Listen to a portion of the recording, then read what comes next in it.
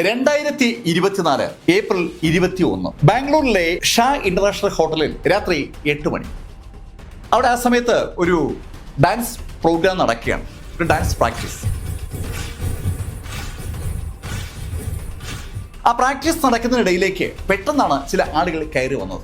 ശരിക്കും ഒരു ഗുണ്ട ശൈലിയിലുള്ള ആളുകളാണ് വന്നത്.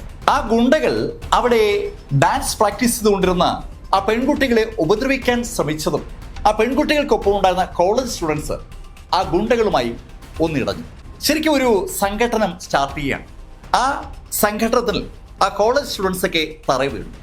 ശരിക്കും അടികൊണ്ട് പതറിപ്പോയ ആ പയ്യന്മാർ അവിടെ ആ തറയിൽ അങ്ങനെ കുനിഞ്ഞിരിക്കുകയാണ്. ഈ സമയത്ത് ആ പെൺകുട്ടികളെ നോക്കിയ ആ ഗ്രൂപ്പിന്റെ ലീഡർ ആ പെൺകുട്ടികളോട് പറഞ്ഞു, നോക്ക്, നിങ്ങളുടെ ഡാൻസ് എനിക്ക് ഇഷ്ടമായതുകൊണ്ടാണ് നിങ്ങളെ ഞങ്ങളുടെ ഫ്ലോറിലേക്ക് ഇൻവൈറ്റ് ചെയ്യാമെന്ന് വിചാരിച്ചത്. അത് കേട്ടതും ആ പെൺകുട്ടികൾ പറഞ്ഞു, സർ ക്ഷമിക്കണം, ഞങ്ങളെ ഉപദ്രവിക്കരുത്, ഞങ്ങളെ കോളേജ് സ്റ്റുഡൻസ് ആണ്, ഞങ്ങളെ ദയവായി വെറുതെ വിടണം.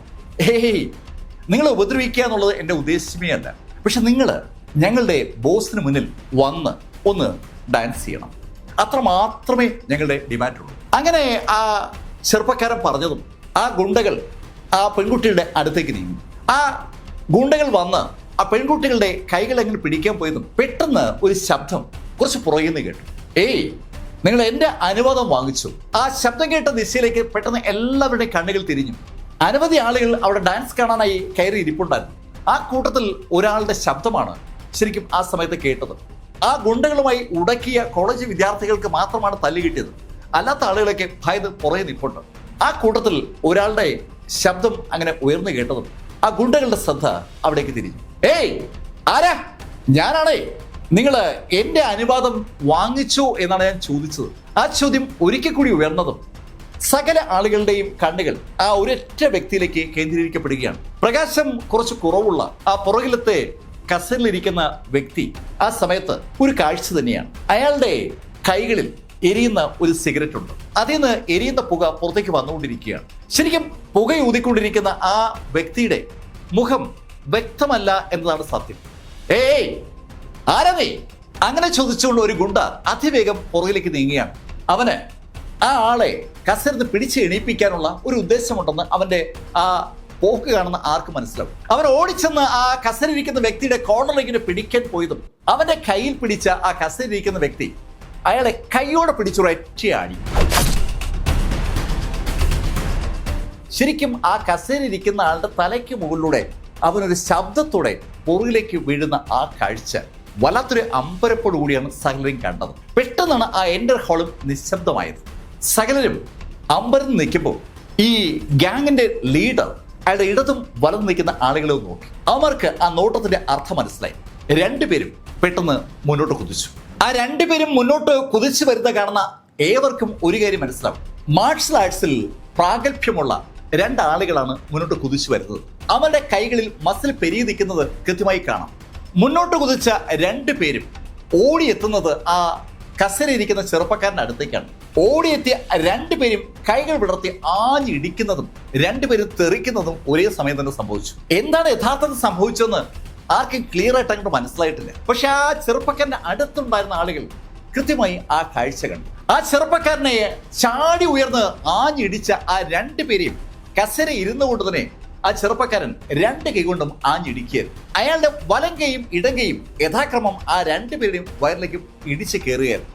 ഇടിയേറ്റ് ആ രണ്ട് ഗുണ്ടകളും ശരിക്കും മുകളിലോട്ട് പോങ്ങി ഒന്ന് മറിഞ്ഞിങ്ങ് വീണു. ഇപ്പോ ഒരു ഭയം ബാക്കിയുള്ള ഗുണ്ടകൾക്ക് വന്നിട്ടുണ്ട്. കാരണം ആ ചെറുപ്പക്കാരനെ അറ്റാക്ക് ചെയ്യാൻ പോയ രണ്ടുപേരും അതിശക്തരാണ്, അവന്മാരാണ്. ഒറ്റ ഇടിക്ക് മുകളിലോട്ട് തെറിച്ച് താഴേക്ക് ഒരു ശബ്ദത്തോടെ വീണിരിക്കുന്നത്. വീണ ആ ഗുണ്ടകൾക്ക് എണീക്കാൻ പോലും പറ്റുന്നില്ല. പുറകിലേക്ക് എടുത്തെറിയപ്പെട്ട ആ ഗുണ്ടയും ഇതുവരെ എണീറ്റിട്ടില്ല. ഇപ്പോ നമുക്കൊരു കാഴ്ച കൂടി കാണാം. ആ കസേരയിൽ നിന്ന് ആ ചെറുപ്പക്കാരൻ എണീറ്റ് കഴിഞ്ഞു. അവൻ മുന്നോട്ട് വരുമ്പോൾ ആദ്യം നമ്മൾ കാണുക അവൻ പുറത്തേക്ക് ഊതിവിടുന്ന ആ പുകയാണ്. അവൻ ശരിക്കും വെട്ടത്തേക്ക് വരുമ്പോൾ ആ പെൺകുട്ടികൾ ഒരാൾ ഉറക്കെ വിളിച്ചു പോവുകയാണ്, സത്യ.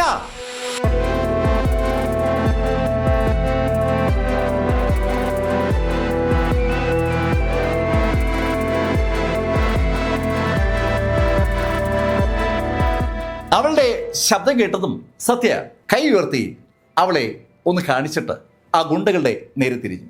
ഞാൻ ചോദിച്ചതിന് നിങ്ങൾ ഉത്തരം പറഞ്ഞില്ല. എൻ്റെ അനുവാദം വാങ്ങിയിട്ടാണോ നിങ്ങൾ ഈ പെൺകുട്ടികളെ പുറത്തേക്ക് വിളിച്ചത്? ആ ചോദ്യം കേട്ടതും ആ ഹാളിലുണ്ടായിരുന്ന മുഴുവൻ ഗുണ്ടകളും പെട്ടെന്ന് കുനിഞ്ഞ് അയാളെ തൊഴുതു. അടി വാങ്ങാതിരിക്കാൻ കീഴടങ്ങുന്നതാണ് ബെസ്റ്റ് പരിപാടിയെന്ന് ആ നിമിഷത്തിൽ ആ ഗുണ്ടകൾക്ക് തോന്നിക്കാണും. ആ ഗുണ്ടകൾ തൊഴുതുകൊണ്ട് ആ ചെറുപ്പക്കാരനോട് പറഞ്ഞു, ബോസ് ക്ഷമിക്കണം, ആളറിയാതെ പറ്റിപ്പോയതാണ്. അങ്ങനെ ആ ലീഡർ പറയുമ്പോൾ പെട്ടെന്ന് സത്യയുടെ ഫോൺ ഒന്ന് ശബ്ദിച്ചു. സത്യ ഫോൺ കയ്യിലെടുത്ത് ആ ഫോണിൽ സ്ക്രീനിൽ കാണുന്ന പേരിലേക്ക് നോക്കിയ ശേഷം തന്നോട് സംസാരിക്കാൻ ശ്രമിച്ച ആ ഗുണ്ട തലവന്റെ നേരെ കൈ കാണിച്ചിട്ട് ഫോണ് അറ്റൻഡ് ചെയ്തു. മറുഭാഗത്തുനിന്ന് എന്തോ പറഞ്ഞു കാണും. സത്യയുടെ മുഖത്ത് പെട്ടെന്ന് ഒരു ഗൗരവം ഉണ്ടായി. സത്യ തിരിഞ്ഞ് സത്യ എന്ന് വിളിച്ച ആ പെൺകുട്ടിയോടായി പറഞ്ഞു, നീ താഴെയിറങ്ങി കാറിയിരിക്കും, ഞാനിപ്പോൾ വരാം. കേൾക്കേണ്ട താമസം ആ പെൺകുട്ടി മറ്റു പെൺകുട്ടികൾക്കൊപ്പം താഴേക്കിറങ്ങി. സത്യ തൻ്റെ അടുത്തേക്കുന്ന ആ ഗുണ്ടകളോടായി പറഞ്ഞു, മേലാൽ ഈ ശൈലിയിൽ ഒരു ഇടപാട് നിങ്ങളുടെ ഭാഗത്തു നിന്നുണ്ടായാൽ പിന്നെ ഒരാളും എണീറ്റ് നടക്കില്ല. അങ്ങനെ സത്യ പറഞ്ഞതും ആ ലീഡർ കൈകൾ കൂപ്പി സത്യയോട് എന്ത് വേണമെങ്കിലും ചെയ്യാമെന്ന് പറയുകയാണ്. പതുക്കെ അവർ തമ്മിൽ ഒരു സംഭാഷണം സ്റ്റാർട്ട് ചെയ്തു. ഏതാനും മിനിറ്റ് കഴിഞ്ഞവും സത്യ താഴെ എത്തി. സത്യയുടെ കാറിനടുത്ത് ആ പെൺകുട്ടി ഇങ്ങനെ കാത്തിരിക്കുകയാണ്. ഏയ് ആമി, നീ എന്താ ഈ ഗുണ്ടകളുള്ള സ്ഥലത്തേക്കൊക്കെ പ്രാക്ടീസ് നടത്താൻ വന്നത്? ഈ സത്യ, ഞങ്ങൾ അറിഞ്ഞതല്ല ഇവിടെ ഗുണ്ട ഉള്ളെന്ന കാര്യം. ആമി, എന്തായാലും നിന്റെ അമ്മ പറഞ്ഞതുകൊണ്ടാണ് ഞാൻ നിന്നെ വിളിക്കാൻ വന്നത്. വാ, നമുക്ക് വീട്ടിലേക്ക് പോവാം. സത്യ, ഈ സംഭവം വീട്ടിൽ പറയരുതേ. അതെന്തായാലും ഞാൻ പറയുന്നില്ല. പക്ഷേ ആമി, ഞാൻ ഉടൻ തന്നെ നാട്ടിലേക്ക് പോവുകയാണ്. സത്യ നാട്ടിലേക്ക് പോകുന്നു? അതെ, എൻ്റെ ഒരു സുഹൃത്ത് ഇന്നലെ കെട്ടിടത്തിൻ്റെ മുകളിൽ നിന്ന് താഴെ വീണായിരുന്നു. ആ വീഴ്ച സംശയാസ്പദമാണെന്നാണ് അവൻ്റെ സുഹൃത്ത് എന്നെ വിളിച്ചു പറഞ്ഞത്. അതൊന്ന് അന്വേഷിക്കാനായി ഞാൻ നാടുവരെ പോവുകയാണ്. സത്യ, പ്ലീസ് എന്നെ കൂടെ കൊണ്ടുപോകും. ഏയ് ആമി, അതൊന്നും ശരിയാവില്ല. സത്യ, ഞാൻ കൂടെ വരാമെന്ന് അമ്മയുടെ നിന്ന് ഞാൻ അനുവാദം വാങ്ങിക്കും. എന്തായാലും ആമി നിർബന്ധം പിടിച്ചോടുകൂടി സത്യ ആ കാര്യം സമ്മതിച്ചു. പിറ്റേ ദിവസം, അതായത് ഏപ്രിൽ 22-ന് ഉച്ചയോട് അടുപ്പിച്ചാണ് സത്യയും ആമിയും കോട്ടയത്ത് സ്റ്റീഫന്റെ ശവസംസ്കാര ചടങ്ങ് നടക്കുന്ന സ്ഥലത്തെത്തിയത്. അതെ, മരണപ്പെട്ടിരിക്കുന്നത് സ്റ്റീഫനാണ്. ഇന്ത്യ മുഴുവൻ അറിയുന്ന ആ റിയാലിറ്റി ഷോയുടെ വിന്നറാണ് തലേദിവസം രാത്രി കെട്ടിടത്തിന് മുകളിൽ നിന്ന് ചാടി ആത്മഹത്യ ചെയ്തിരിക്കുന്നത്. ബാംഗ്ലൂരിൽ നിന്ന് കോട്ടയത്തേക്ക് വരുന്ന വഴിയിൽ സത്യയും ആമിയും കളക്ട് ചെയ്ത പത്രങ്ങളിലൊക്കെ സ്റ്റീഫന്റെ കളർ ചിത്രങ്ങളുണ്ട്. സ്റ്റീഫന്റെ അച്ചീവ്മെന്റിനെ കുറിച്ച് വളരെ വിശദമായിട്ട് തന്നെ പത്രങ്ങൾ പല വാർത്തകളും നൽകിയിരിക്കുകയാണ്. ഒരുപാട് അനുശോചന കുറിപ്പുകളും പത്രങ്ങളിലുണ്ടായിരുന്നു. അതൊക്കെ ആമി ഉറക്കെ വായിക്കുമ്പോൾ അത് കേട്ടുകൊണ്ടാണ് സത്യ വാഹനം ഓടിച്ചിരുന്നത്. അതുകൊണ്ട് തന്നെ കോട്ടയത്ത് എത്തുമ്പോൾ സ്റ്റീഫനെക്കുറിച്ചുള്ള എല്ലാ വിവരങ്ങളും ഏതാണ്ട് സത്യയ്ക്കും ആമിക്കും കാണപ്പാടമാണ്. അവർ അവിടെ എത്തുമ്പോൾ വൻ ആൾക്കൂട്ടമുണ്ട്. സ്റ്റീഫന്റെ ആരാധക വൃന്ദത്തിന്റെ വലിപ്പം ശരിക്കും അവിടെ എത്തിയപ്പോൾ സത്യം ഞെട്ടിച്ചു എന്ന് പറയാം. ഒരു വൻ ജനാവലി തന്നെ അവിടെ ഉണ്ട്. ഒരുപാട് ആളുകൾ, പ്രത്യേകിച്ച് ചെറുപ്പക്കാരാ അവിടെ തടിച്ചു കൂടിയിരിക്കുന്നത്. ചടങ്ങ് പൂർത്തീകരിച്ച് ആളുകളൊക്കെ പിരിയപ്പോൾ ആമിയും സത്യയും സ്റ്റീഫന്റെ ഒരു കട്ടൗട്ടിൽ തന്നെ അങ്ങനെ നോക്കിക്കൊണ്ടിരിക്കുകയാണ്. ഒരു വലിയ കട്ടൗട്ടാണ് അവിടെ വെച്ചിരിക്കുന്നത്. ഒറ്റ രാത്രി കൊണ്ട് ആ കട്ടൗട്ട് ഉണ്ടാക്കി ആളുകൾ സ്റ്റീഫനോടുള്ള സ്നേഹം കാണിച്ചിരിക്കുകയാണ്. മനോഹരമായി പുഞ്ചിരിച്ചുകൊണ്ടിരിക്കുന്ന സ്റ്റീഫൻ ഒരു മൈക്ക് പിടിച്ചുകൊണ്ട് നിൽക്കുന്ന ചിത്രമാണ് ആ കട്ടൗട്ടിലുള്ളത്. സ്റ്റീഫനെ തന്നെ അങ്ങനെ നോക്കി നിൽക്കുമ്പോൾ സത്യയുടെ പുറകിലായി ഒരു ശബ്ദം കേട്ടു. സത്യ തിരിഞ്ഞു നോക്കുമ്പോൾ പുറകിൽ സ്റ്റെല്ല നിൽക്കുകയാണ്. അവളുടെ കണ്ണുകൾ ശരിക്കും നിറഞ്ഞിട്ടുണ്ട്. അത് കണ്ടതും സത്യ സ്റ്റെല്ലിൻ്റെ അടുത്തേക്ക് വന്ന് സ്റ്റെല്ലയുടെ തോളിൽ തട്ടി. ഏയ് സ്റ്റെല്ല, കൂൾ ഡൗൺ, നീ ഇങ്ങനെ തുടങ്ങിയാൽ എന്തു ചെയ്യും? സത്യയെ കണ്ടപ്പോൾ സ്റ്റെല്ല പെട്ടെന്ന് ഇങ്ങനെ കരഞ്ഞു പോവുകയാണ്. അവള് രാവിലെയാണ് ശരിക്കും സ്റ്റീഫന്റെ മരണവാർത്ത അറിഞ്ഞിരിക്കുന്നത്. ആ നിമിഷത്തിൽ ഒന്ന് തേങ്ങിപ്പോയ സ്റ്റെല്ല ശരിക്കും അവളുടെ സങ്കടം മനസ്സിനകത്ത് അങ്ങനെ ചേർത്ത് പിടിച്ചിരിക്കുകയാണ്. അവളും സത്യയും സ്റ്റീഫനും കളിക്കൂട്ടുകാരായിരുന്നു. അതിലൊരാളാണ് ഇപ്പോൾ അവസാനിച്ചിരിക്കുന്നത്. അതുകൊണ്ട് തന്നെ സ്റ്റെല്ലയുടെ ആ വിഷമം സത്യയ്ക്ക് ശരിക്കും മനസ്സിലാവും. സത്യ സ്റ്റെല്ലയെ ആശ്വസിപ്പിക്കുകയാണ്. സ്റ്റെല്ല, ആളുകളൊക്കെ ശ്രദ്ധിക്കുന്നു, നീ ഇങ്ങനെ കരഞ്ഞാൽ ശരിയാകില്ല. അങ്ങനെ പറഞ്ഞ സത്യ സ്റ്റെല്ലയുടെ തോളിക്കൂടെ കൈയിട്ട് അവളെ പതുക്കെ അവിടെ നിന്ന് നടത്തി ഒരു സ്റ്റെപ്പിൻ്റെ അടുത്തെത്തി ആ സ്റ്റെപ്പിലേക്ക് ഇരുന്നു. സെമിത്തേരിയിൽ നിന്ന് താഴോട്ട് ഇറങ്ങി വരുന്ന പടിക്കെട്ടാണ്. തൊട്ടടുത്ത് ആമി വരുന്നു. അവർ 3 പേരും ഏതാനും നിമിഷം നിശബ്ദരായി അവിടെ ഇരുന്ന് പോവുകയാണ്. ഒരുപാട് കാര്യങ്ങൾ സ്റ്റെല്ലയ്ക്കും സത്യയ്ക്കും പരസ്പരം പറയാനുണ്ട് സ്റ്റീഫനെ കുറിച്ച്. ഏതാനും നിമിഷ നേരത്തെ നിശബ്ദതയ്ക്ക് ശേഷം സത്യ സ്റ്റെല്ലയോട് ചോദിച്ചു, സ്റ്റെല്ല, നീ എന്നോട് ഫോണിൽ പറഞ്ഞത് എനിക്കങ്ങോട്ട് ക്ലിയർ ആയിട്ടില്ല. എന്താ സംഭവം? സത്യ, ഞാൻ നീ പത്രത്തിൽ വായിച്ച കാര്യം സത്യമാണെന്ന് വിശ്വസിക്കുന്നില്ല. സ്റ്റീഫനെ കുറിച്ചുള്ള വാർത്തകൾ എന്തായാലും സത്യ വായിച്ചിട്ടുണ്ട്. അത് മനസ്സിലാക്കിയ സ്റ്റെല്ല അങ്ങനെ ഒരു ഡയലോഗ് പറഞ്ഞോടുകൂടി ഈ പശ്ചാത്തലം സ്റ്റെല്ല പറയേണ്ട ആവശ്യം സ്റ്റെല്ലയ്ക്ക് അങ്ങ് ഒഴിവാക്കാൻ പറ്റി. സ്റ്റെല്ല സത്യയോട് പറഞ്ഞു, സത്യ, ഞാൻ ചുരുക്കി പറയാം. ഇന്നലെ രാത്രി ഏകദേശം 10:30 മണിക്ക് സ്റ്റീഫൻ എന്നെ വിളിച്ചിരുന്നു.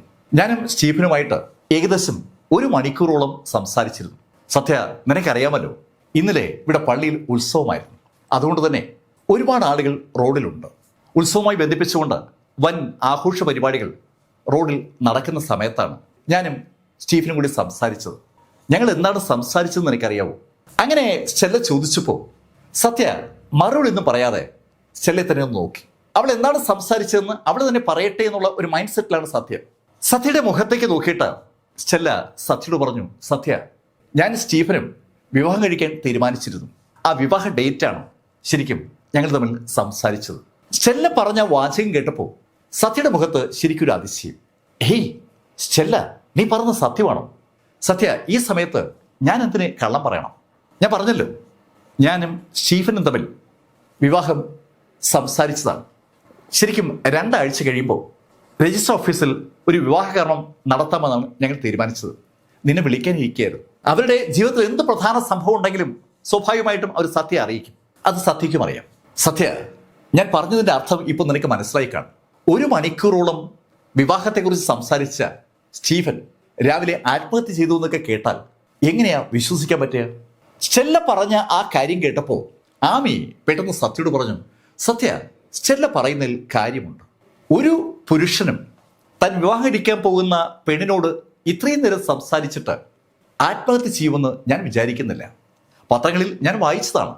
ഭാര്യ മരിച്ച അതേ ദിവസം 1 വർഷത്തിന് ശേഷം ഓർമ്മ ദിവസമായി വന്നപ്പോൾ ആ ഓർമ്മയിൽ ജീവിതം അവസാനിപ്പിച്ച സ്റ്റീഫനെ കുറിച്ചാണ് എല്ലാവരും എഴുതിയിരിക്കുന്നത്. ആ സ്റ്റീഫൻ അങ്ങനെ ഓർമ്മയുള്ള ആളാണെങ്കിൽ ഒരിക്കലും സ്റ്റെല്ലെ പോലുള്ള ഒരാൾക്ക് വാക്ക് കൊടുക്കില്ല. എനിക്കും സ്റ്റീഫനെ അറിയാം. സ്റ്റീഫൻ അങ്ങനെ ചെയ്യില്ലെന്ന് തന്നെയാണ് എൻ്റെ വിശ്വാസം. ആമി സത്യയുടെ ബന്ധുവാണ്. അവൾ ഇതിനു മുമ്പും സത്യക്കൊപ്പം കോട്ടയത്ത് വന്നിട്ടുണ്ട്. അവൾക്ക് ഈ സ്റ്റെല്ലെ അറിയുകയും ചെയ്യും, സ്റ്റീഫനെയും അറിയാം. ആമയുടെ ആ വാക്കുകൾ കേട്ടതും സത്യ സ്റ്റെല്ലയോട് ചോദിച്ചു, സ്റ്റെല്ല, ശരിക്കും സ്റ്റീഫൻ ആത്മഹത്യ ചെയ്യില്ല എന്ന് നീ ഉറച്ച് വിശ്വസിക്കുന്നുണ്ടോ? സത്യ, ഞാൻ ഉറച്ച് വിശ്വസിക്കുകയാണ്. സ്റ്റീഫൻ അത് ചെയ്യില്ല. സകല പത്രങ്ങളിലും സ്റ്റീഫന്റെ ആ മരണവാർത്ത റിപ്പോർട്ട് ചെയ്തതിന്റെ കൂട്ടത്തിൽ ഒരു ബോക്സ് ന്യൂസ് കൂടിയുണ്ട്. സ്റ്റീഫൻ ആത്മഹത്യ ചെയ്തിരിക്കുന്നത് ഏപ്രിൽ 21, 2024 ഏപ്രിൽ 21, 2023 സ്റ്റീഫന്റെ ഭാര്യ ആനി മരിക്കുന്നത്. അവളും ആത്മഹത്യ ചെയ്യായിരുന്നു. 1 കൊല്ലത്തിന് മുമ്പാണ് ആ ആത്മഹത്യ നടക്കുന്നത്. അവൾ ആത്മഹത്യ ചെയ്ത അതേ ബിൽഡിങ്ങിലെ അതേ സ്ഥലത്തുനിന്ന് ചാടി അതേ സ്പോട്ടിലാണ് സ്റ്റീഫനും മരിച്ചിരിക്കുന്നത്. ഭാര്യ മരിച്ച അതേ സ്ഥലത്ത് തൻ്റെ ജീവൻ കളയണമെന്ന് തീരുമാനിച്ച സ്റ്റീഫനെ കുറിച്ചാണ് സകല ബോക്സ് ന്യൂസുകളും. അത് സത്യയും ആമിയൊക്കെ വായിച്ചതാണ്. ഇപ്പോൾ ഇതാ മറ്റൊരാൾ, സ്റ്റെല്ല, ഈ കഥയെ മുഴുവൻ മാറ്റിമറിച്ചുകൊണ്ട് അവളുടെ അഭിപ്രായം പറഞ്ഞത്. സത്യ സ്റ്റെല്ല പറയുന്നത് ശ്രദ്ധിച്ച് കേട്ട് നിൽക്കുകയാണ്. ഒരു നിശബ്ദതയ്ക്ക് ശേഷം സത്യ സ്റ്റെല്ലയോട് ചോദിച്ചു, സ്റ്റെല്ല, മറ്റെന്തെങ്കിലും കാരണം സ്റ്റീഫൻ ആത്മഹത്യ ചെയ്യില്ല എന്ന് പറയാൻ വേണ്ടി നിനക്ക് എന്നോട് പറയാനുണ്ടോ? സത്യ, അതാണ് ഞാൻ പറയാൻ വന്നത്. സത്യ, നിനക്കറിയാവോ ഇന്ന് എന്താ നടക്കാൻ പോകുന്നെന്ന്? ഇല്ല സത്യ, ഇന്ന് ഇവിടെ ഈ മുനിസിപ്പാലിറ്റിയിൽ വലിയൊരു പ്രോഗ്രാം നടക്കുകയാണ്. ആ പ്രോഗ്രാം കണ്ടക്ട് ചെയ്യേണ്ടിയിരുന്നത് ശരിക്കും സ്റ്റീഫനാണ്. സ്റ്റീഫന്റെ മ്യൂസിക് ഷോയാണ് ഇന്നത്തെ വൈകുന്നേരത്തിന്റെ പ്രത്യേകത തന്നെ. ആ മ്യൂസിക് ഷോയിൽ പാടാമെന്ന് സമ്മതിക്കുകയും സകല പോസ്റ്ററുകളും പ്രിന്റ് ചെയ്യുകയും ഈ ഹോർഡിങ്സ് മുഴുവൻ ഉണ്ടാക്കുകയും ചെയ്തിട്ട് സ്റ്റീഫൻ അങ്ങനെ അങ്ങ് രാത്രി ആത്മഹത്യ ചെയ്യുമെന്ന് നീ വിശ്വസിക്കുന്നുണ്ടോ? ശരിക്കും ഈ കോട്ടയത്ത് ആ മരണം നടന്ന സ്ഥലത്തേക്ക് ആമിയുമായി സത്യ വരുമ്പോൾ സത്യ ധാരാളം ഹോർഡിങ്സ് കണ്ടിരുന്നു സ്റ്റീഫന്റെ. ഒരു രാത്രി കൊണ്ട് ഇത്രയേറെ ഹോർഡിങ്സ് സ്റ്റീഫന് വേണ്ടി ആരാധകർ ഉണ്ടാക്കിയല്ലോ എന്ന് സത്യ ആ സമയത്ത് ആലോചിച്ചതുമാണ്. ഇപ്പോഴാണ് അതിന്റെ കാരണം സത്യക്ക് മനസ്സിലാകുന്നത്. ആ പ്രോഗ്രാമിന് വേണ്ടി ഇഷ്ടംപോലെ ഹോർഡിങ്സ് ഉണ്ടാക്കിയിട്ടുണ്ട്. സ്റ്റീഫൻ അത്രയേറെ പോപ്പുലറാണ്. ഇപ്പോ സ്റ്റെല്ല പറഞ്ഞ കാര്യം ആമിക്കും സത്യക്കും ശരിക്കും സ്ട്രൈക്കിംഗ് ആയി തോന്നി. അന്ന് വൈകുന്നേരം സ്റ്റീഫൻ ജനിച്ചു വളർന്ന ആ പൗരാവലിയുടെ സ്വീകരണം ഏറ്റുവാങ്ങിക്കൊണ്ട് ഒരു മ്യൂസിക് ഷോ നടത്താൻ സ്റ്റീഫൻ ഏറ്റിരിക്കുന്ന സമയത്ത് സ്റ്റീഫൻ ആത്മഹത്യ ചെയ്തു എന്ന് പറഞ്ഞാൽ അതങ്ങോട്ട് വിശ്വസിക്കാൻ പറ്റില്ല. ഇന്ത്യ മുഴുവൻ അറിയുന്ന ഒരു റിയാലിറ്റി ഷോയിലെ വിന്നറാണ് സ്റ്റീഫൻ. ആ സ്റ്റീഫന്റെ ആ നാട്ടുകാർ നൽകുന്ന സ്വീകരണമാണ് നടക്കാൻ പോകുന്നത്. ആരായാലും മനസ്സിൽ ഒരുപാട് താലോലിക്കുന്ന ഒരു നിമിഷമാണ് വരാൻ പോകുന്നത്. ആ നിമിഷം ആസ്വദിക്കാൻ സ്റ്റീഫൻ ആഗ്രഹിച്ചിരുന്നില്ല എന്ന് പറഞ്ഞാൽ അതങ്ങോട്ട് ശരിയാകില്ല. എന്തായാലും സത്യ സ്റ്റെല്ലയോട് പറഞ്ഞു, സ്റ്റെല്ല, ഞാൻ സ്റ്റീഫന്റെ വീട് വരെ ഒന്ന് പോട്ടെ, അവൻ്റെ അച്ഛനും അമ്മയും കണ്ട് ഒന്ന് ആശ്വസിപ്പിച്ചിട്ട് ഞാൻ നീ പറഞ്ഞ കാര്യം ഒന്ന് അന്വേഷിക്കും. സ്റ്റെല്ലയ്ക്ക് സത്യയെ ഒരുപാട് വിശ്വാസമാണ്. സത്യ ഇപ്പോൾ ഒരു പ്രൈവറ്റ് ഡിറ്റക്റ്റീവ് ഏജൻസി ബാംഗ്ലൂരിൽ റൺ ചെയ്യുന്നുണ്ടെങ്കിലും സത്യയുടെ ബാക്ക്ഗ്രൗണ്ട് അത് സ്റ്റെല്ലയ്ക്ക് നന്നായിട്ട് അറിയാം. സത്യ ഒരു ആർമി ഉദ്യോഗസ്ഥനാണ്. അയാൾ യഥാർത്ഥത്തിൽ NSG കമാൻഡോയുമാണ്. ഒരുപാട് പശ്ചാത്തലങ്ങളുള്ള ഒരു വ്യക്തിയാണ് സത്യ. അഥർവ സത്യനാഥ് എന്ന പേര് എന്താണ് അർത്ഥമാക്കുന്നതെന്ന് കൃത്യമായിട്ടും സ്റ്റെല്ലയ്ക്ക് അറിയാം. അതുകൊണ്ട് തന്നെയാണ് സത്യ ആ വിഷയം ഏറ്റെടുക്കാന്ന് പറഞ്ഞപ്പോൾ അവള് ആ സങ്കടത്തിനിടയിലും അറിയാതെ പുഞ്ചിരിച്ചു പോകുന്നത്. സ്റ്റെല്ലയോട് യാത്ര പറഞ്ഞ് സത്യയും ആമിയും നേരെ എത്തിയത് സ്റ്റീഫന്റെ വീട്ടിലാണ്. പള്ളിയിലെ ചടങ്ങുകളൊക്കെ കഴിഞ്ഞ് ബന്ധുക്കളെല്ലാം ഇപ്പോൾ സ്റ്റീഫന്റെ വീട്ടിൽ എത്തിയിരിക്കുകയാണ്. അവിടെ ഒരുപാട് ആളുകളുണ്ട്. ആ ആൾക്കൂട്ടത്തിനിടയിലൂടെ സത്യ നടന്ന് സ്റ്റീഫന്റെ പിതാവിന്റെ അടുത്തെത്തി. സത്യ കണ്ടതും പെട്ടെന്ന് ആ മനുഷ്യൻ ശരിക്കൊന്ന് വിതുമ്പ് പോയി. സത്യ ഒരുപാട് തവണ സ്റ്റീഫനൊപ്പം ആ വീട്ടിൽ വന്നിട്ടുണ്ട്. സത്യ സ്റ്റീഫനും കളിക്കൂട്ടുകാരാണ്. പെട്ടെന്ന് സത്യയെ കണ്ടതും വിതുമ്പിപ്പോയ സ്റ്റീഫന്റെ പിതാവ് സത്യയെ കെട്ടിപ്പിടിച്ചു. സത്യയും പെട്ടെന്ന് വല്ലാണ്ടായി. ഒരുപാട് ആളുകൾ അവിടെ നിൽപ്പുണ്ട്. അവർക്ക് പലർക്കും സത്യയെ അറിയാം. സത്യയും സ്റ്റീഫനും തമ്മിലുള്ള അടുപ്പവും അവർക്കറിയാം. ശരിക്കും വല്ലാത്തൊരു നിശബ്ദത പെട്ടെന്ന് അവിടെ അങ്ങ് ഉണ്ടാവുകയാണ്. സത്യ തന്നെ കെട്ടിപ്പിടിച്ച് കരയുന്ന സ്റ്റീഫന്റെ പിതാവിന്റെ തലയിൽ തലോടിക്കൊണ്ട് അദ്ദേഹത്തോട് പറഞ്ഞു, പപ്പ, കഴിഞ്ഞത് കഴിഞ്ഞു, ഇനി അതിനെക്കുറിച്ച് ആലോചിച്ചിട്ട് എന്താ കാര്യം? സ്റ്റീഫൻ സ്വയം എടുത്ത തീരുമാനമല്ലേ? അങ്ങനെ സത്യ പറഞ്ഞതും സ്റ്റീഫന്റെ പിതാവ് സത്യയുടെ പുറത്തുനിന്ന് കൈയെടുത്തു. അയാൾ ചുറ്റും ഒന്ന് നോക്കിയിട്ട് സത്യയുടെ കയ്യിൽ പിടിച്ച് സാവധാനം അകത്തേക്ക് നടന്നു. സ്റ്റീഫന്റെ പിതാവിന് സത്യയോട് എന്തോ പറയാനുണ്ടെന്ന് ആ നടത്തം വിളിച്ചു പറയുകയാണ്. സത്യയുമായി വീടിനകത്തേക്ക് കിടന്ന സ്റ്റീഫന്റെ പിതാവ് സത്യയുടെ കൈ തന്നെ പിടിച്ചിരിക്കുകയാണ്. അകത്തേക്ക് എത്തിയ അദ്ദേഹം സത്യമായി നേരെ പോയത് അദ്ദേഹത്തിന്റെ മുറിയിലേക്കാണ്. ആ മുറിയിലേക്ക് കയറിയ ഉടൻ അദ്ദേഹം വാതിലിങ് അടച്ചു. വളരെ സീരിയസ് ആയ എന്തോ ഒരു കാര്യം തന്നോട് ആ പിതാവിന് പറയാനുണ്ടെന്ന് ആ പിതാവിന്റെ ആ ആക്ഷൻ സശ്രദ്ധം വീക്ഷിക്കുന്ന സത്യയ്ക്ക് മനസ്സിലാവുന്നുണ്ട്. സത്യയോടായി സ്റ്റീഫന്റെ പിതാവ് പറഞ്ഞു, സത്യ, എൻ്റെ മോൻ ആത്മഹത്യ ചെയ്യില്ല. ഒരു വളച്ചുകെട്ടുമില്ലാതെ വളരെ വ്യക്തമായിട്ടാണ് സ്റ്റീഫന്റെ പിതാവ് ആ കാര്യം പറഞ്ഞത്. പപ്പ എന്താ അങ്ങനെ പറയാൻ കാര്യം? സത്യ, സ്റ്റെല്ലയും അവനും തമ്മിലുള്ള വിവാഹം ഏതാണ്ട് തീരുമാനിച്ചിരിക്കുകയായിരുന്നു. 2 ആഴ്ച കഴിയുമ്പോൾ അധികം ആളുകളിൽ നിന്ന് വിളിക്കാതെ വിവാഹം നടത്താൻ ഞാനും അവനും കൂടി സംസാരിച്ചതാണ്. നിന്നെ വിളിക്കണമെന്ന് സ്റ്റീഫൻ എന്നോട് പറഞ്ഞതുമാണ്. ആ സ്ഥിതിക്ക് അവൻ ഒരിക്കലും ആത്മഹത്യയില്ല. അതുമാത്രമല്ല, ഇന്ന് വൈകിട്ട് ഇവിടെ ഈ മുനിസിപ്പൽ ഹാളിൽ അവൻ്റെ ഒരു പരിപാടിയുണ്ട്. അവൻ ആ പരിപാടിയെക്കുറിച്ച് തലേദിവസം എന്നോട് പറഞ്ഞതാണ്. ആ സാഹചര്യത്തിൽ ഒരിക്കലും അവൻ ആത്മഹത്യയില്ല. സ്റ്റീഫന്റെ പിതാവിന് വളരെ വ്യക്തമായ വിശ്വാസം മകനെക്കുറിച്ചുണ്ട്. അതാണ് ആ വാക്കിൽ പ്രതിഫലിക്കുന്നത്. സത്യ, നീ ഒരു കാര്യം ചെയ്യണം. നീ ഇതൊന്ന് അന്വേഷിക്കണം. എനിക്ക് നിന്നോടല്ലാതെ വേറെ ആരോടും ഇത് പറയാൻ പറ്റില്ല. പപ്പ പറഞ്ഞാലും ഇല്ലെങ്കിലും എൻ്റെ സ്റ്റീഫന്റെ മരണം എങ്ങനെ സംഭവിച്ചെന്നറിയാൻ എനിക്കും ഒരു ആഗ്രഹമില്ലേ? സ്റ്റീഫനെ ഇനി ആരെങ്കിലും കൊന്നതാണെങ്കിൽ പപ്പയ്ക്ക് ഞാൻ വാക്ക് നൽകുകയാണ്, അവരെ ഞാൻ വെറുതെ വിടില്ല. അങ്ങനെ സത്യ പറഞ്ഞതും സ്റ്റീഫന്റെ പിതാവ് അവിടെ ആ മുറിയിലൊന്ന് പരതി. അദ്ദേഹം അലമാരയ്ക്കകത്തുനിന്ന് ഒരു താക്കോൽ കൂട്ടമെടുത്ത് സത്യയുടെ കയ്യിലേക്ക് വെച്ചു കൊടുത്തു. സത്യ, നീ കുറച്ച് ദിവസം ഇനി സ്റ്റീഫന്റെ വീട്ടിൽ നിൽക്കി. ഇവിടുന്ന് കുറച്ച് ദൂരം പോയാലല്ലേ നിന്റെ വീട്ടിലെത്തുള്ളൂ. നീയും ആമിയും അവിടെ തന്നെ തങ്ങ്. ഒരു മരണം നടന്ന വീടാണ് എന്നൊന്നും നീ കരുതണ്ട. അങ്ങനെ സത്യയോട് അദ്ദേഹം പറഞ്ഞപ്പോൾ സത്യ അദ്ദേഹത്തോട് പറഞ്ഞു, പപ്പ, ചിലപ്പോൾ പോലീസ് അത് സമ്മതിച്ചെന്ന് വരത്തില്ല. സത്യ, പോലീസ് ആത്മഹത്യയായിട്ടല്ലേ ഈ വിഷയത്തെ കാണുന്നത്. അതുകൊണ്ട് തന്നെ അവർക്ക് അതിനകത്ത് വേറെ ഒബ്ജക്ഷനൊന്നും ഉണ്ടാവില്ല. സ്റ്റീഫന്റെ പിതാവിന് വളരെ വ്യക്തമായി കാര്യങ്ങളെക്കുറിച്ച് ധാരണയുണ്ടെന്ന് ആ മറുപടി വിളിച്ചു പറയുകയാണ്. സ്റ്റീഫന്റെ പിതാവിനോട് യാത്ര പറഞ്ഞ് താക്കോലുമായി സത്യ ആ മുറിയിൽ നിന്ന് പുറത്തിറങ്ങി. സത്യ ഹാളിലേക്ക് വരുമ്പോൾ ഹാളിൽ ആമിയുടെ അടുത്ത് സ്റ്റെല്ലയുണ്ട്. ആമിക്കും സത്യയ്ക്കും പുറകെ സ്റ്റെല്ലയും കൂടി അവിടേക്ക് വന്നിരിക്കുകയാണ്. ഒത്തിരി സ്ത്രീകൾ സ്റ്റെല്ലയും ആമിയും കൂടി സംസാരിക്കുന്നത് ശ്രദ്ധിച്ച് നിൽക്കുകയാണ്.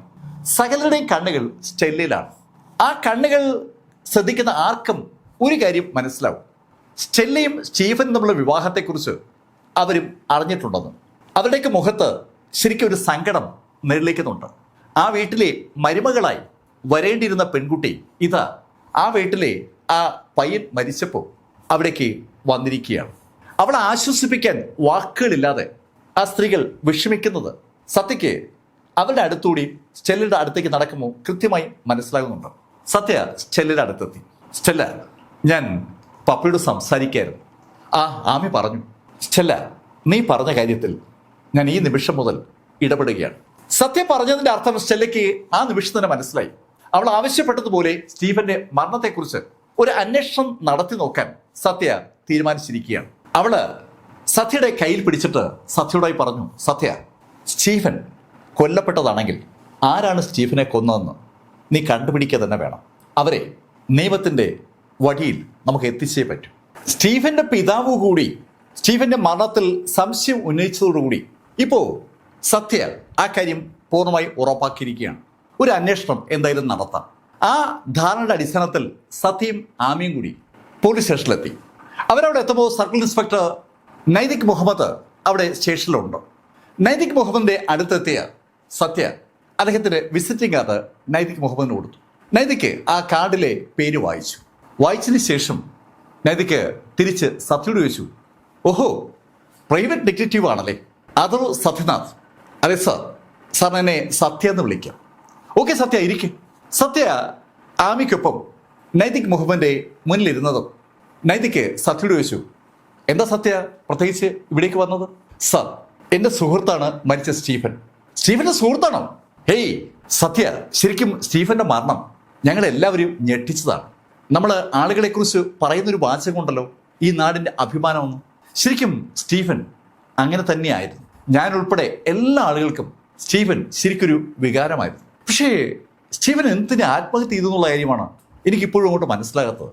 ഭാര്യ മരിച്ച് 1 വർഷം പൂർത്തീകരിക്കുന്ന ഓർമ്മ ദിവസം തന്നെ സ്റ്റീഫൻ ആത്മഹത്യ ചെയ്തത് ഭാര്യയോടുള്ള അവൻ്റെ സ്നേഹം കാണിക്കുന്നതാണെങ്കിലും എനിക്ക് ശരിക്കും സ്റ്റീഫൻ അങ്ങോട്ട് മനസ്സിലാകുന്നില്ല. അത് കേട്ടതും സത്യ നൈതിക്കിനോട് പറഞ്ഞു, സാർ, എൻ്റെ സുഹൃത്ത് സ്റ്റെല്ല എന്നോടൊരു സംശയം പറഞ്ഞു. അതുകൊണ്ട് ഞാൻ സ്റ്റീഫന്റെ പിതാവിനോടും സംസാരിച്ചു. അദ്ദേഹവും ആ സംശയം ആവർത്തിക്കുകയാണ്. എന്ത് സംശയം? സാർ, സ്റ്റീഫൻ ആത്മഹത്യ ചെയ്യില്ല എന്നാണ് അവർ തീർത്തു പറയുന്നത്. സത്യം പറഞ്ഞ ആ വാചകം കേട്ടതും നൈതിക്ക് ഒന്നും മിണ്ടാതെ അയാളുടെ ഇടതുവശത്തെ ഡ്രോ തുറന്ന് ഒരു കെട്ട് ഫോട്ടോഗ്രാഫ്സ് എടുത്ത് മേശപ്പുറത്തേക്ക് വെച്ചു. ആ ഫോട്ടോഗ്രാഫ്സ് നിരത്തി വെച്ചതിന് ശേഷം നൈതിക്ക് സത്യയോട് പറഞ്ഞു, സത്യ, താങ്കളൊരു ഡിറ്റക്റ്റീവ് ആണെന്ന് പറഞ്ഞതല്ലേ, ഈ ഫോട്ടോസ് ഒന്ന് പരിശോധിക്കും. ഞങ്ങൾ ഒരു മരണം കാണുമ്പോൾ എല്ലാ സാധ്യതകളും പരിശോധിക്കും.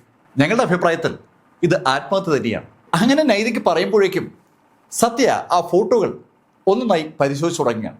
അദ്ദേഹം പരിശോധിക്കുന്ന ഫോട്ടോ പരിശോധിക്ക് ശേഷം ആമിയുടെ മുന്നിലേക്ക് നീക്കി വെക്കുന്നുണ്ട്. ആമിക്കും സ്റ്റീഫനെ അറിയാം. ആമിയും ആ ഫോട്ടോ സസൂക്ഷ്മം നോക്കുമ്പോൾ നൈതിക്കിന്റെ മുന്നിലേക്ക് സത്യ ഒരു ഫോട്ടോ നീക്കി വെച്ചു. എന്താ സത്യ? സാർ ഈ ഫോട്ടോയിലേക്കൊന്ന് നോക്കി. ആ ഫോട്ടോ സ്റ്റീഫന്റെ ഫോട്ടോയാണ്. സ്റ്റീഫൻ മരിച്ചു കിടക്കുന്ന സ്ഥലത്തുള്ളൊരു ഫോട്ടോയാണ്. സത്യ, ഇത് സ്റ്റീഫന്റെ ഫോട്ടോ. സാർ സ്റ്റീഫന്റെ കണ്ണിലേക്കൊന്ന് നോക്കി. നൈതിക്കിനോട് സത്യ പറഞ്ഞ ആ വാചകം കേട്ടതും നൈതിക്ക് ആ ഫോട്ടോ കയ്യിലെടുത്തു. അദ്ദേഹം ആ ഫോട്ടോയിലേക്ക് സസൂക്ഷ്മം നോക്കുകയാണ്. അങ്ങനെ നോക്കുമ്പോൾ നൈതിക്കിന്റെ മുഖത്ത് ശരിക്കും ഒരു അത്ഭുതം ഉണ്ടായി വരികയാണ്. സത്യ, ശരിയാണല്ലോ, ഇത് സംശയം ഉളവാക്കുന്ന ഒരു കാര്യമാണ്. സ്റ്റീവൻ മരിക്കുന്നതിന് തൊട്ടു മുമ്പ് അവൻ ആ കെട്ടിടത്തിലേക്ക് അങ്ങനെ നോക്കി കിടക്കണമെങ്കിൽ കെട്ടിടത്തിന്റെ മുകളിൽ ആരെങ്കിലും ഉണ്ടാകണം. അല്ലാതെ വീണ സ്ഥലത്തേക്ക് ഒരാളും നോക്കാൻ സാധ്യതയില്ല.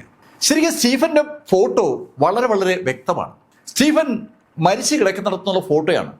മരിച്ചു കിടക്കുന്ന സ്റ്റീഫന്റെ കണ്ണുകൾ സ്റ്റീഫൻ വീണ കെട്ടിടത്തിന്റെ മുകളിലേക്കാണ്. അവിടെ ആ സമയത്തുണ്ടായിരുന്ന ആരെയും സ്റ്റീഫൻ നോക്കുകയാണെന്ന് വ്യക്തമാകുന്ന ഒരു പിക്ചർ. എന്തുകൊണ്ടോ ആ പിക്ചർ നേരത്തെ നൈതിക്ക് കാര്യമായി എടുത്തിരുന്നില്ല.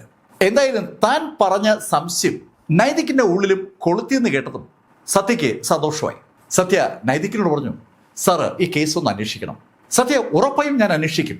സ്റ്റീഫനെ പോലെ ഒരാളെ കൊല്ലാൻ ആരെങ്കിലും ധൈര്യം കാണിച്ചിട്ടുണ്ടെങ്കിൽ അത് വെറുതെ വിടാൻ പറ്റില്ല. എന്തായാലും നമുക്ക് രഹസ്യമായി ഒരു അന്വേഷണം നടത്താം. സ്റ്റീഫനെ കൊന്നതാണെന്നുള്ള വാർത്ത പുറത്തായാൽ അത് വലിയ വിഷയമാകും. ശരിക്കും ആ നാടിൻ്റെ സെൻസേഷണലായിട്ടുള്ള സെലിബ്രിറ്റിയാണ് സ്റ്റീഫൻ. ആ സ്റ്റീഫനെ കൊലപ്പെടുത്തിയെന്നുള്ള വാർത്ത പുറത്തെത്തിയാൽ അത് ഉണ്ടാക്കാൻ പോകുന്ന ബഹളം നൈതികിന് നന്നായിട്ട് അറിയാം. നൈതിക്ക് അങ്ങനെ പറയാൻ മറ്റൊരു കാരണം കൂടിയുണ്ട്. അത് നൈതിക്ക് സത്യയോട് പറഞ്ഞു. സത്യ, പ്രത്യേകിച്ച് ഇന്ന് ഈ വിവരം ആരും അറിയാൻ പാടില്ല. ഇന്ന് വൈകുന്നേരം സ്റ്റീഫൻ്റെ ഒരു പ്രോഗ്രാം യഥാർത്ഥത്തിൽ ഇവിടെ മുനിസിപ്പൽ ഹാളിൽ നേരത്തെ പ്ലാൻ ചെയ്തിരുന്നതാണ്. ഇപ്പോൾ ആ പ്രോഗ്രാം മുനിസിപ്പാലിറ്റി ഇടപെട്ട് ഒരു അനുസ്മരണ സമ്മേളനമായി മാറ്റിയിരിക്കുകയാണ്. അവിടെ സ്റ്റീഫനുമായി ബന്ധമുള്ള എല്ലാ ആളുകളും എത്തും. അവരെങ്ങാനും ഈ വാർത്ത അറിഞ്ഞാൽ പിന്നെ എന്ത് സംഭവിക്കും? സ്റ്റീഫനെ പോലുള്ള ഒരു സെലിബ്രിറ്റി കൊലപ്പെടുത്തിയതാണെന്നുള്ള കഥ ഈ സമയത്ത് പുറത്തറിഞ്ഞാൽ വൈകുന്നേരം ആയിരക്കണക്കിന് ആളുകൾ കൂടുന്ന ആ യോഗത്തിൽ അത് വല്ലാത്തൊരു വിഷയം ഉണ്ടാക്കും. സത്യയ്ക്കും അത് പൂർണ്ണ ബോധ്യമുണ്ട്. സത്യ വൈകുന്നേരം ആ അനുസ്മരണ സമ്മേളനത്തിൽ വെച്ച് നൈതികിനെ കാണാമെന്ന് പറഞ്ഞ് അവിടെ നിന്ന് പിരിഞ്ഞു. സത്യയും ആമി അവിടെ നിന്ന് ഇറങ്ങുമ്പോൾ ഏകദേശം വൈകുന്നേരം 4 മണി ആയിട്ടുണ്ട്. ഏതാനും മണിക്കൂറുകൾക്കകം അവിടെ ആ ഓഡിറ്റോറിയത്തിലും പരിസരത്തുമായി ഒരു ജനസഞ്ചയം വന്നുകൂടും. ആ കാര്യം ആമിക്കും സത്യയ്ക്കും അറിയാം. ആ ആളുകൾ വന്നു കൂടുന്നതിനിടയിൽ ഒരു കാര്യം ചെയ്യാൻ സത്യയും ആമിയും തീരുമാനിച്ചു. അതിൻ്റെ അടിസ്ഥാനത്തിൽ അവർ സ്റ്റീഫൻ വീണ് മരിച്ച ആ വീട്ടിലെത്തി. സ്റ്റീഫന്റെ വീട്ടിൽ നിന്ന് താക്കോല് കൈപ്പറ്റിയിരിക്കുന്ന സത്യ വീട് തുറന്ന് അകത്തേക്ക് കടന്നു. വീടിൻ്റെ അകത്തേക്ക് കടക്കുമ്പോൾ ശരിക്കും ആദ്യം നമ്മുടെ ശ്രദ്ധയപ്പെടുക ആ വീടിൻ്റെ നീറ്റ്നെസ്സാണ്. ഒരു പൊടി പോലും ഇല്ലാതെ വൃത്തിയായി സൂക്ഷിച്ചിരിക്കുന്ന ഒരു വീട്. എല്ലാ കാര്യങ്ങളും അടുക്കും ചിട്ടയായി വെച്ചിരിക്കുകയാണ്. ആ ശൈലിയിൽ എല്ലാ കാര്യങ്ങളും അടുക്കും ചിട്ടയായി വെച്ചിരിക്കുന്ന ഒരാള് ഒരു കാരണവശാലും ആത്മഹത്യ ചെയ്യില്ല. ആ കാര്യം ആ മുറിയിലേക്ക് കാലെടുത്ത് വെക്കുന്ന ആരും സ്വാഭാവികമായും ചിന്തിച്ചു പോകുന്ന കാര്യമാണ്. ആത്മഹത്യ ചെയ്യുന്ന ആള് ഒന്നും അടുക്കും ചിട്ടയായി വെക്കാൻ ഒരു സാധ്യതയുമില്ല. ഒരുപാട് ഇത്തരം കേസുകൾ കാണുകയും കേൾക്കുകയും പരിചയപ്പെടുകയും ചെയ്തിട്ടുള്ള സത്യയ്ക്ക് അക്കാര്യത്തിൽ ഒരു സംശയവുമില്ല. ആമിയും അത് നോട്ട് ചെയ്തിട്ടുണ്ട്. ആമി അക്കാര്യം സത്യയോട് പറയുകയും ചെയ്തു. എന്തായാലും അവർ രണ്ടുപേരും അവിടെ എത്തിയത് ആ വീടിന്റെ മുകളിൽ സ്റ്റീഫൻ വീണു എന്ന് പറയുന്ന സ്ഥലം കണ്ടെത്താൻ വേണ്ടിയാണ്. സത്യയും ആമിയും ടെറസിന്റെ മുകളിലെത്തി. അവിടെ വലിയ മാറ്റങ്ങളൊന്നും സംഭവിച്ചിട്ടില്ല. ആ വീടിന്റെ മുകളിൽ ഇപ്പോഴും ഒരു ചെറിയ ടീപ്പോ ഇരിപ്പുണ്ട്. ആ ടീപ്പോയുടെ മുകളിൽ ഒരു മദ്യകുപ്പിയുമുണ്ട്, ഗ്ലാസ്സുമുണ്ട്. അതേ സമയത്ത് അവിടെ എന്തെങ്കിലുമൊക്കെ അടിപിടി നടന്നതിന്റെ ലക്ഷണങ്ങളൊന്നുമില്ല. ചെറിയ തോതിലേക്ക് വെള്ളം അങ്ങോട്ടും ഇങ്ങോട്ടൊക്കെ തെന്നിയിരിക്കുന്നത് കാണാം. ഒരു മഴ തലേദിവസം രാത്രി പെയ്തിരുന്നു. അതിന്റെ ഫലമായിട്ട് വെള്ളം തെന്നിയതാണെന്നേ കാണാൻ തോന്നത്തുള്ളൂ. എന്നാൽ അതിനെക്കുറിച്ച് കൂടുതൽ ആലോചിക്കാൻ നിൽക്കാതെ സ്റ്റീഫന്റെ ബോഡി കിടന്ന ഭാഗത്തേക്ക് മുകളിൽ നിന്ന് സത്യയും ആമിയും നോക്കി. അങ്ങനെ നോക്കുമ്പോൾ ആമി സത്യയോട് പറഞ്ഞു, സത്യ, ഒരു കാരണവശാലും ഇവിടെ നിന്ന് സ്റ്റീഫൻ ചാടിയാൽ ആ ബോഡി കിടന്ന ഭാഗത്തെത്തില്ല. പക്ഷേ സ്റ്റീഫൻ ചാടിയെന്ന് പോലീസ് തുടക്കത്തിൽ വിശ്വസിക്കാൻ എന്താണ് കാരണമെന്നാണ് എനിക്ക് മനസ്സിലാകാത്തത്. സാധാരണഗതിയിൽ കോമൺ സെൻസ് ഉള്ള പോലീസുകാരെ ഒരാൾ ചാടിയാൽ എത്തുന്ന ദൂരം ഒന്ന് അളക്കും. ഇവിടെ ആ സ്റ്റീഫന്റെ ഭാര്യ മരിച്ച ഓർമ്മ ദിവസം ആയതുകൊണ്ടാണ് സകല ചിന്തകളും അതിലേക്കങ്ങ് ബന്ധിപ്പിക്കപ്പെട്ടു പോയത്. ഒരു കോമൺ സെൻസ് അവിടെ പോലീസ് എടുത്തില്ല എന്ന് വ്യക്തമാണ്. സ്റ്റീഫന്റെ മരണം കഴിഞ്ഞിട്ട് 24 മണിക്കൂർ ആയിട്ടില്ല. അതിനിടയിലാണ് ആത്മഹത്യയാണെന്നുള്ള ആ നിഗമനം ഉറപ്പിച്ചിരിക്കുന്നത്. സ്റ്റീഫന്റെ ബോഡി കിടന്ന സ്ഥലത്ത് ഇപ്പോഴും ഒരു അടയാളം വരച്ചിട്ടിട്ടുണ്ട്. മുകളിൽ നിന്ന് നോക്കുന്ന സത്യയ്ക്കും ആമിക്കും ആ കാഴ്ച കാണാം. സത്യ ആ പോയിന്റിലേക്ക് അങ്ങനെ നോക്കി നിൽക്കുമ്പോൾ ആമി ആ ടെറസിന്റെ മുകൾ ഭാഗത്ത് അങ്ങനെ നടക്കുകയാണ്. പെട്ടെന്ന് അവളുടെ ശബ്ദം സത്യ കേട്ടു. ആമി ഒരു സ്ഥലത്തേക്ക് നോക്കി നിൽക്കുന്ന കണ്ട സത്യ ഓടി ആമീൻ്റെ അടുത്ത് ചെല്ലുമ്പോൾ ആമി സത്യയോട് പറഞ്ഞു, സത്യ അതൊന്ന് നോക്കി. ആ ടെറസിന്റെ പുറകുവശത്തെ സൺസൈഡിൽ ഒരു പോയിന്റിൽ ചില വ്യത്യാസം കാണുന്നുണ്ട്. ശരിക്കും ആ സൺസൈഡിൽ പായലുണ്ട്. ആ പായല് ഒരു പ്രത്യേക സ്ഥലത്ത് എന്തോ ചവിട്ടി ഇളകിയതുപോലെ കാണുകയാണ്. മഴവെള്ളം വീണ് ഇളകിപ്പോയതുപോലെ അല്ല, ആരോ ചവിട്ടി ഇളകിയതുപോലെയാണ് കാണുന്നത്. ആരോ അതുവഴി കടന്നിട്ടുണ്ട്. ആ ആളായിരിക്കും സ്റ്റീഫനെ കൊലപ്പെടുത്തിയത്. ഇപ്പൊ ഏകദേശം ഒരു ധാരണയായി. സ്റ്റീഫൻ കൊല്ലപ്പെട്ടു എന്നുള്ള കാര്യം ഉറപ്പാണ്. സ്റ്റീഫനെ കൊല്ലാനുള്ള ആള് ടെറസിന്റെ പുറകിൽ കൂടി കയറി എന്നുള്ള കാര്യം ഉറപ്പാണ്. ആ കാര്യം സത്യയ്ക്ക് ഉറപ്പായതും സത്യയും ആമിയും അവിടെ നിന്ന് വീടിന്റെ പുറത്തേക്ക് ഇറങ്ങി. അവര് നേരെ എത്തിയത് സ്റ്റീഫൻ മരിച്ചു കിടന്ന ആ സ്ഥലത്താണ്. അവിടെ ആ ബോഡി കിടന്ന ശൈലിയിൽ ഒരു ചോക്ക് കൊണ്ട് അടയാളം വരച്ചിട്ടുണ്ട്. ഇൻക്വസ്റ്റ് നടത്തുന്നതിനിടയിൽ പോലീസ് വരച്ചിട്ട അടയാളം അതുപോലെ കിടക്കുകയാണ്. സ്റ്റീഫൻ കിടന്നതിന്റെ അടുത്തായി സത്യ ഇരുന്നതിന് ശേഷം സത്യ അവിടെ നിന്ന് മുകളിലേക്ക് നോക്കി. ആമി നേരത്തെ പറഞ്ഞത് 100% ശരിയാണ്. അവിടെ ഇരുന്നിട്ട് മുകളിലേക്ക് നോക്കുന്ന ഏതൊരു ഉദ്യോഗസ്ഥരും അല്പം കോമൺ സെൻസ് ഉണ്ടെങ്കിൽ ഒരു മനുഷ്യന് അങ്ങനെ ചാടാൻ പറ്റില്ല എന്ന് ഉറപ്പാക്കാൻ പറ്റും.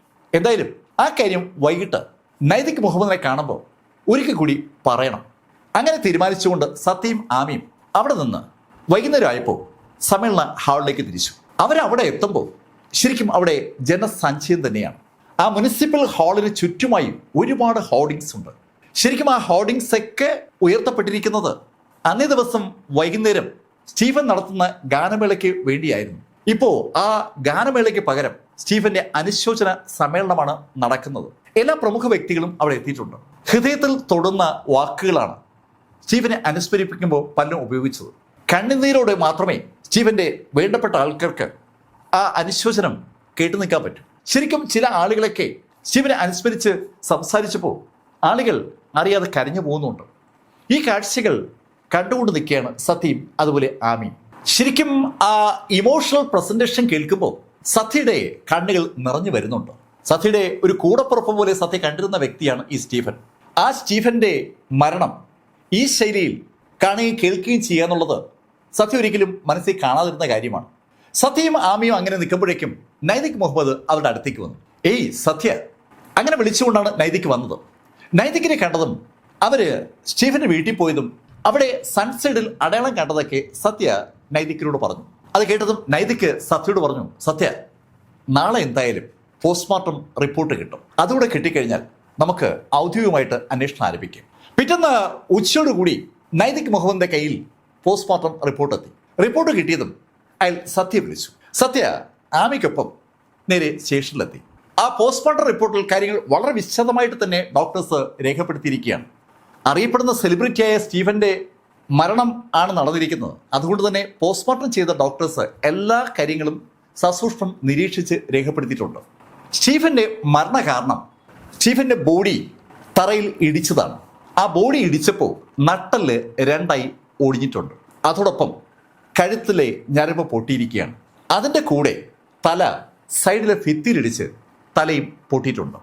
ഒരാള് ചാടിയാൽ അങ്ങനെ സംഭവിക്കില്ല എന്നുകൂടി അതിനോടൊപ്പം ഡോക്ടേഴ്സ് രേഖപ്പെടുത്തിയിരിക്കുകയാണ്.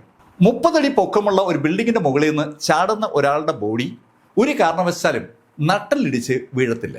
അങ്ങനെ സംഭവിക്കണമെങ്കിൽ ആ ബോഡി മുകളിൽ നിന്ന് ആരെങ്കിലും എടുത്ത് താഴേക്ക് അതുപോലെ ഇടണം. അങ്ങനെ ഇടുമ്പോഴും താഴേക്ക് വരുമ്പോൾ ആ ബോഡിയുടെ ഉടമ സ്വാഭാവികമായും ബാലൻസ് ചെയ്യാൻ ശ്രമിക്കും. അങ്ങനെ ബാലൻസ് ചെയ്യാതിരിക്കണമെങ്കിൽ ആ ബോഡിക്ക് ബോധം ഉണ്ടാകരുത്. ആ കാര്യം സൂചിപ്പിച്ച ഡോക്ടേഴ്സ് രണ്ടാമതായി പറഞ്ഞതും അതുതന്നെയാണ്. സ്റ്റീഫൻ കൊല്ലപ്പെടുന്നതിന് മുന്നേ വൻതോതിൽ ക്ലോറോഫോം ശ്വസിച്ചിട്ടുണ്ട്. ക്ലോറോഫോം ഉപയോഗിച്ച് സ്റ്റീഫനെ മയക്കിന് ശേഷം സ്റ്റീഫനെ മുകളിൽ നിന്ന് താഴേക്ക് എടുത്തെറിഞ്ഞതാണെന്ന് അസന്നിഗ്ധമായി പോസ്റ്റ്മോർട്ടം റിപ്പോർട്ട് സൂചിപ്പിക്കുകയാണ്. ആ റിപ്പോർട്ട് കിട്ടുന്ന സമയത്ത് ഉറപ്പായും പോലീസ് ഈ ആത്മഹത്യ കൊലപാതക കേസാക്കി മാറ്റിനെ. അതിനു മുമ്പ് തന്നെ നൈതിക് മുഹമ്മദിനോട് ആ സാധ്യതയെക്കുറിച്ച് സത്യ സൂചിപ്പിച്ചു എന്ന് മാത്രം. എന്തായാലും ആ റിപ്പോർട്ട് നൈതിക് മുഹമ്മദിന് സത്യയിലുള്ള വിശ്വാസം വലുതായി വർദ്ധിപ്പിക്കുകയാണ്. ഒരു കാര്യം കൂടി ആ പോസ്റ്റ്മോർട്ടം റിപ്പോർട്ടിനകത്തുണ്ട്. ഈ ബോഡിയുടെ പുറകിൽ ഒരുപാട് ചെറിയ ചെറിയ ചരലുകൾ കുത്തിനിപ്പുണ്ട്. ആ ബോഡി ഒന്നിലധികം ആളുകൾ ചേർന്ന് തൂക്കി എറിഞ്ഞപ്പോൾ ഒരേപോലെ താഴ്വന്ന് വീണതുകൊണ്ടാണ് എല്ലാ സ്ഥലത്തും ഒരുമിച്ച് ആ കല്ലുകൾ കയറിയിരിക്കുന്നത്. ഒന്നിലധികം ആളുകൾ ഉണ്ടായിരുന്നു എന്നുള്ള വ്യക്തമായ സൂചനയാണ് അതവിടെ നൽകുന്നത്. ഒരാൾക്ക് ഒരിക്കലും സ്റ്റീഫന്റെ ബോഡി 2 കൈകൊണ്ടെടുത്ത് അതുപോലെ എറിയാൻ പറ്റില്ല. ഒരാളോ അല്ലെങ്കിൽ 2 പേരോ ചേർന്ന് കയ്യിൽ പിടിച്ചിരിക്കുന്നു, അതുപോലെ തന്നെ ഒരാളോ 2 പേരോ ചേർന്ന് കാലിൽ പിടിച്ചിരിക്കുന്നു. അതിങ്ങനെ ആട്ടി വലിച്ചെറിഞ്ഞതാണ്. അങ്ങനെ ആണെങ്കിൽ മാത്രമേ ആ ബോഡി ആ ശൈലിയിൽ പരിക്കേൽക്കുന്ന നിലയിലേക്ക് എത്തത്തുള്ളൂ. ഇപ്പോൾ നൈതിക്കിനും സത്യയ്ക്കും ഒരു കാര്യം അറിയാം. ഒരു കൂട്ടം ആളുകൾ ചേർന്നാണ് സ്റ്റീഫനെ കൊലപ്പെടുത്തിയിരിക്കുന്നത്. എന്തിനാണ് അവർ സ്റ്റീഫനെ കൊല്ലുന്നത്? സ്റ്റീഫൻ അറിയപ്പെടുന്ന പാട്ടുകാരനാണ്. ആർക്കും സ്റ്റീഫനോട് പ്രത്യേകിച്ച് ഒരു തരത്തിലുള്ള വൈരാഗ്യവും തോന്നേണ്ട ഒരു കാര്യവുമില്ല. എന്തായാലും കൊലപ്പെടുത്തിയ ആളുകളെ കണ്ടെത്താനുള്ള സമഗ്രമായ ഒരു അന്വേഷണത്തിലേക്ക് പോലീസ് ഉടൻ തന്നെ കടന്നു എന്ന് പറയാം. സമഗ്രമായ അന്വേഷണത്തിന് വേണ്ടി അവർ ആദ്യം കളക്ട് ചെയ്തത് തലേദിവസം രാത്രിയിലെ CCTV വിഷ്വലുകളാണ്. തലേദിവസം പള്ളിയിൽ പെരുന്നാളായിരുന്നുകൊണ്ട് പള്ളിയുമായി ബന്ധിപ്പിച്ച് വലിയൊരു ആഘോഷ പരിപാടി റോഡിലുണ്ടായിരുന്നു.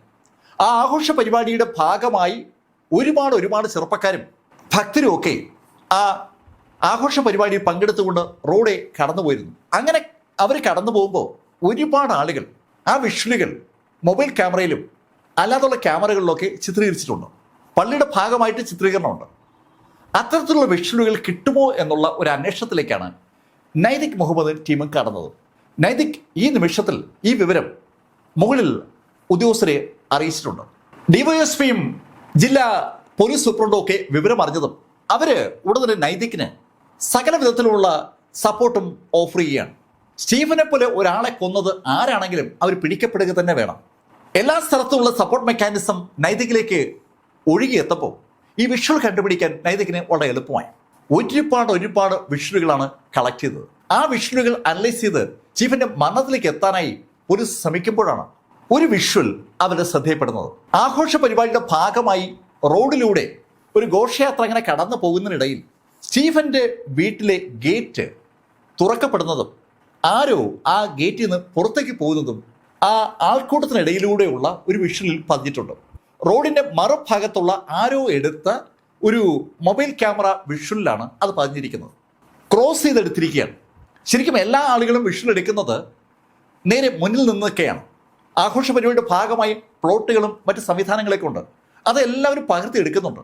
അതിനിടയിലാണ് റോഡിന്റെ മറുകരയിൽ നിന്ന് ആരോ ഈ പരിപാടി ഷൂട്ട് ചെയ്തപ്പോൾ വളരെ യാദൃശ്യവശാൽ സ്റ്റീവന്റെ വീട് പതിയുന്നത്. ആ വീടിലെ ഗേറ്റ് തുറന്ന് പുറത്തേക്ക് പോകുന്ന ആളിന്റെ മുഖം പതിഞ്ഞിട്ടില്ല. അയാളുടെ ഒരു സൈഡ് വ്യൂ ആണ് കിട്ടുന്നത്. ആ സൈഡ് വ്യൂയിലൂടെ ഒരു കാര്യം ഉറപ്പാണ്, ആ ആൾക്ക് ഏകദേശം 6 അടിയോളം പൊക്കമുണ്ട്, നല്ല ഒത്ത ശരീരവുമാണ്. പോലീസിനെ സംബന്ധിച്ചിടത്തോളം വളരെ നിർണായകമായ ഒരു ഇൻഫർമേഷനാണ് കിട്ടുന്നത്. പോസ്റ്റ്മോർട്ടം റിപ്പോർട്ട് സൂചിപ്പിക്കുന്നത് രാത്രി ഏകദേശം 12:30-ക്കും 1 മണിക്കും ഇടയിൽ സ്റ്റീഫൻ കൊല്ലപ്പെട്ടു എന്നാണ്.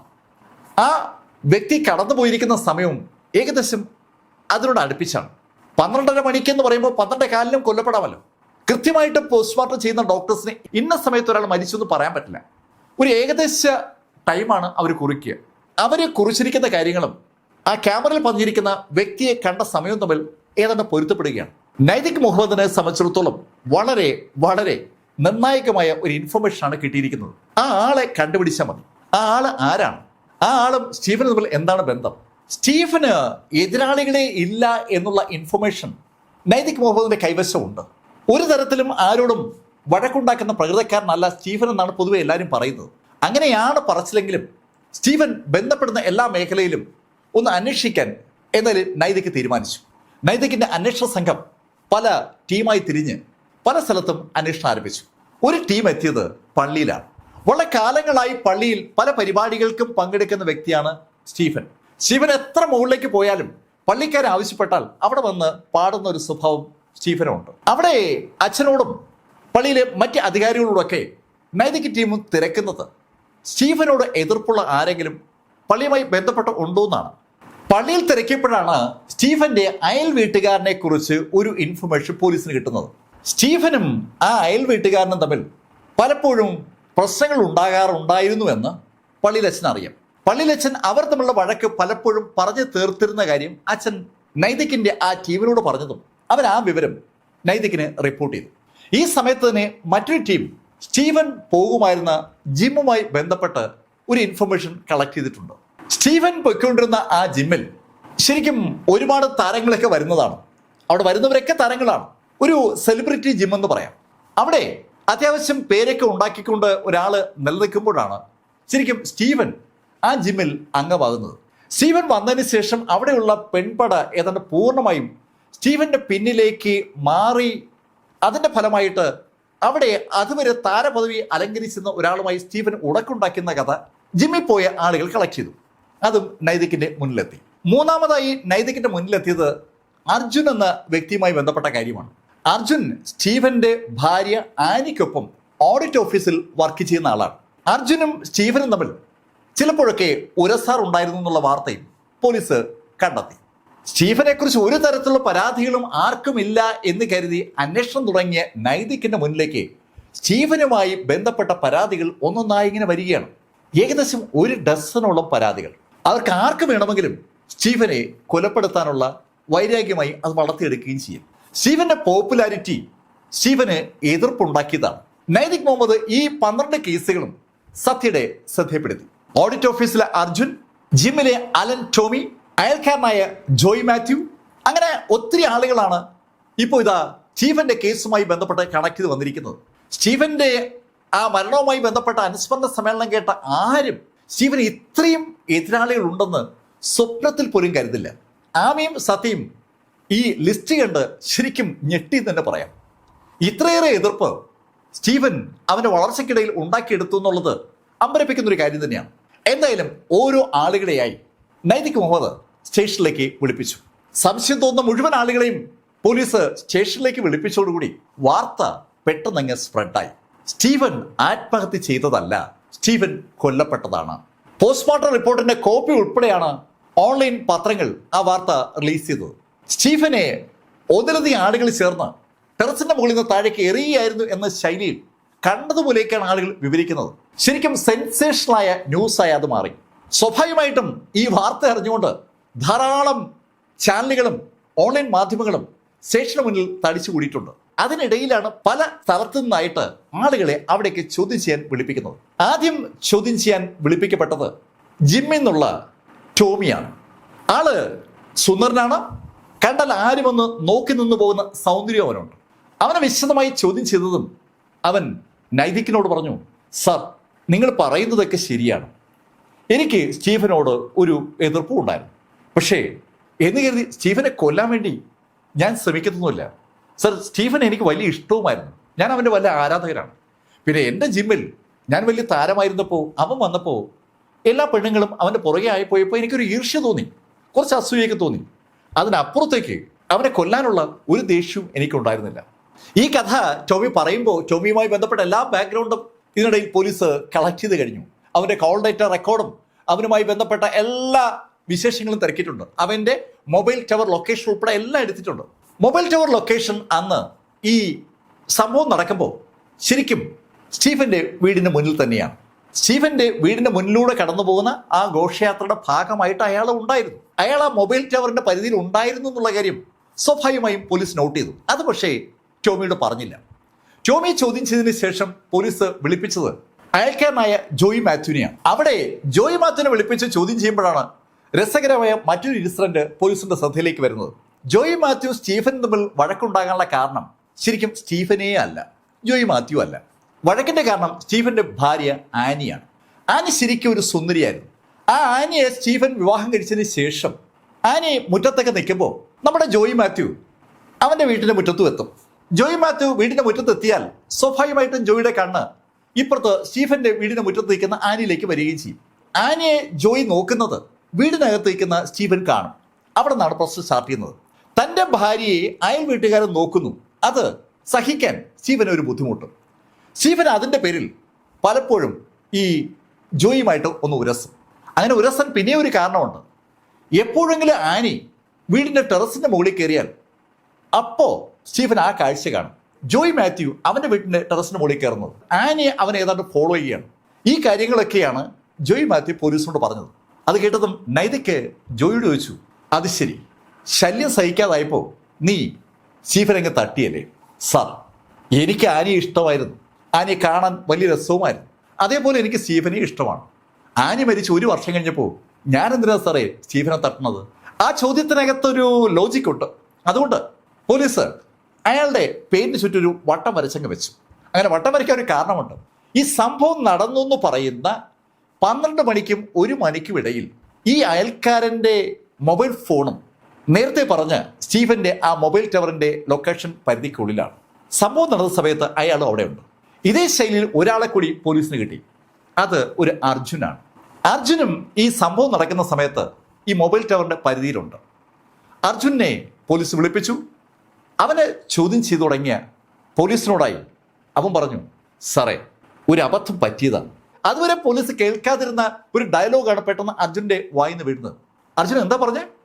അല്ല സാർ, ഞാൻ ശരിക്കും മദ്യപിച്ചിരുന്നു. മദ്യപിച്ചുകൊണ്ടിരുന്നതിനിടയിൽ എനിക്ക് സ്റ്റീഫൻ ഒന്ന് കാണണമെന്ന് തോന്നി. അങ്ങനെയാണ് ഞാൻ സ്റ്റീഫനെ കാണാൻ ചെന്നത്. ഞാൻ ശരിക്കും മദ്യപിച്ചതിന് ശേഷം ആ ഘോഷയാത്രയുടെ ഭാഗമായി നടക്കുമ്പോൾ ഞാൻ സ്റ്റീഫൻ മോളിൽ ഇരിക്കുന്ന കണ്ടു. അങ്ങനെയാണ് ഞാൻ അങ്ങോട്ട് ചെന്നത്. സാർ, സ്റ്റീഫനുമായിട്ട് സംസാരിച്ചിരുന്നപ്പോൾ ഞാൻ സ്റ്റീഫനും തമ്മിൽ വഴക്കായി. അങ്ങനെ ഒന്നും തള്ളുവായി. അങ്ങനെയാണ് സാർ അത് സംഭവിച്ചത്. എന്ത് സംഭവിച്ചെന്ന്? സാർ, ഞാൻ തള്ളിയപ്പോൾ സ്റ്റീഫൻ താഴെ വീണുപോയി. വളരെ കൂളായിട്ട് അർജുൻ ആ ഡയലോഗുകൾ പറഞ്ഞപ്പോൾ ഈ സംഭാഷണം ശ്രദ്ധിച്ചുകൊണ്ടിരിക്കുന്ന സത്യയും ആമിയും ശരിക്കും ഞെട്ടി. അവരൊരിക്കലും പ്രതീക്ഷിക്കാത്ത ഒരു കാര്യമാണ് അവർ കേൾക്കുന്നത്. സ്റ്റീഫനെ തള്ളിയിട്ട് കൊന്നയാള് ഇതാ കൂളായിട്ട് വന്ന് ആ മറുപടി പറയുകയാണ്. നൈതികിന്റെ മുഖത്താണ് ശരിക്കും ഒരു പുഞ്ചിരി ഇപ്പൊ വിരിയുന്നത്. അയാൾ ഉടൻ തന്നെ അർജുനെ കൂട്ടി പുറത്തേക്ക് ഇറങ്ങി. പുറത്ത് അപ്പോഴും ധാരാളം മാധ്യമങ്ങൾ വന്ന് നിൽക്കുകയാണ്. മാധ്യമങ്ങൾ അവിടുന്ന് പുറത്തേക്ക് ഇറങ്ങുന്ന ഓരോ ആളിനെയും ഇന്റർവ്യൂ ചെയ്തുകൊണ്ടിരിക്കുകയാണ്. പോലീസ് എന്ത് ചോദിച്ചു എന്നൊക്കെയാണ് ചോദിക്കുന്നത്. ഒരുപാട് ആളുകൾ അവിടെ വിളിച്ചു വരുത്തുകയും അവരെ ചോദ്യം ചെയ്യുകയും ചെയ്തുകൊണ്ടിരിക്കുന്ന പ്രക്രിയ ആയതുകൊണ്ട് ലൈവായിട്ട് തന്നെ പല ചാനലുകളും പല വിവരങ്ങൾ കൊടുത്തുകൊണ്ടിരിക്കുമ്പോഴാണ് അന്വേഷണ ഉദ്യോഗസ്ഥനായ നൈതിക് മുഹമ്മദ് ഒരാളുമായി പുറത്തേക്ക് വന്നത്. സർ, പ്രതിയെ കിട്ടിയോ? ആ ചോദ്യത്തിന് ഉത്തരമായി ഒരു പുഞ്ചിരി നൈതികിന്റെ മുഖത്ത് വിരിഞ്ഞു. നൈതികിന്റെ തൊട്ടുപുറകെ അനവധി പോലീസുകാരും ഇറങ്ങി. അവരെല്ലാരും കൂടി അർജുനെയും കൊണ്ട് ജീപ്പിലേക്ക് കയറി. അനവധി പോലീസ് വാഹനങ്ങൾ അതിവേഗം പായുകയാണ്. അവര് പാഞ്ഞെത്തിയത് സ്റ്റീഫന്റെ വീടിന്റെ മുന്നിലേക്കാണ്. പോകുന്നതിനിടയിൽ സത്യയെ കൂടി അങ്ങോട്ട് അവർ വിളിച്ചിരുന്നു.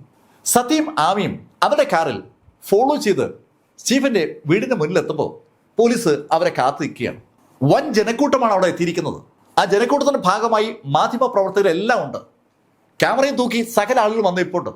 എന്താണ് സംഭവം എന്ന് ആർക്കും അങ്ങോട്ട് പിടികിട്ടിട്ടില്ല. സത്യ എത്തിയതും നൈതിക് സത്യയോട് പറഞ്ഞു, സത്യ, നിന്റെ കയ്യിൽ താക്കോലുണ്ടെന്ന് ശിവന്റെ പപ്പ പറഞ്ഞായിരുന്നു. അതെ സാർ, എന്റെ കയ്യിൽ താക്കോലുള്ളത്. അങ്ങനെ പറഞ്ഞ സത്യ താക്കോല് നൈതികിനെ ഹാൻഡ് ഓവർ ചെയ്തു. നൈതിക് ആ താക്കോലുമായി അർജുനെ കൂട്ടി നേരെ ആ വീട്ടിലേക്ക് നടന്നു. സത്യയും ആമിയും താഴെ നിൽക്കുമ്പോഴേക്കും പോലീസ് സംഘം അർജുനുമായി വാതിൽ തുറന്ന് അകത്തേക്ക് കടന്നു. താഴെ നിൽക്കുന്ന ആളുകൾക്ക് ഇപ്പോൾ കാഴ്ച കാണാം. ടെറസിന്റെ മുകളിൽ പോലീസ് സംഘം നിൽക്കുന്നത്. അർജുൻ അവിടെ നിന്ന് ഓരോ കാര്യങ്ങളായി കാണിച്ചു കൊടുക്കുകയാണ്. താഴെ നിൽക്കുന്ന TV ചാനലുകളുടെ ക്യാമറമാൻമാർ ആ കാഴ്ച അങ്ങനെ തന്നെ ഒപ്പിയെടുക്കുകയാണ്. ഒപ്പിയെടുക്കുന്നതിനിടയിൽ റിപ്പോർട്ടേഴ്സ് അവർക്ക് യുക്തമെന്ന് തോന്നുന്ന കാര്യങ്ങളൊക്കെ റിപ്പോർട്ട് ചെയ്യുകയാണ്. ഒരു കാര്യം ഇപ്പോൾ എല്ലാവർക്കും ഉറപ്പാണ്, നൈതിക് മുഹമ്മദിനും ടീമിനും ഒപ്പമുള്ള ആ വ്യക്തിയാണ് സ്റ്റീഫന്റെ കൊലപാതകി.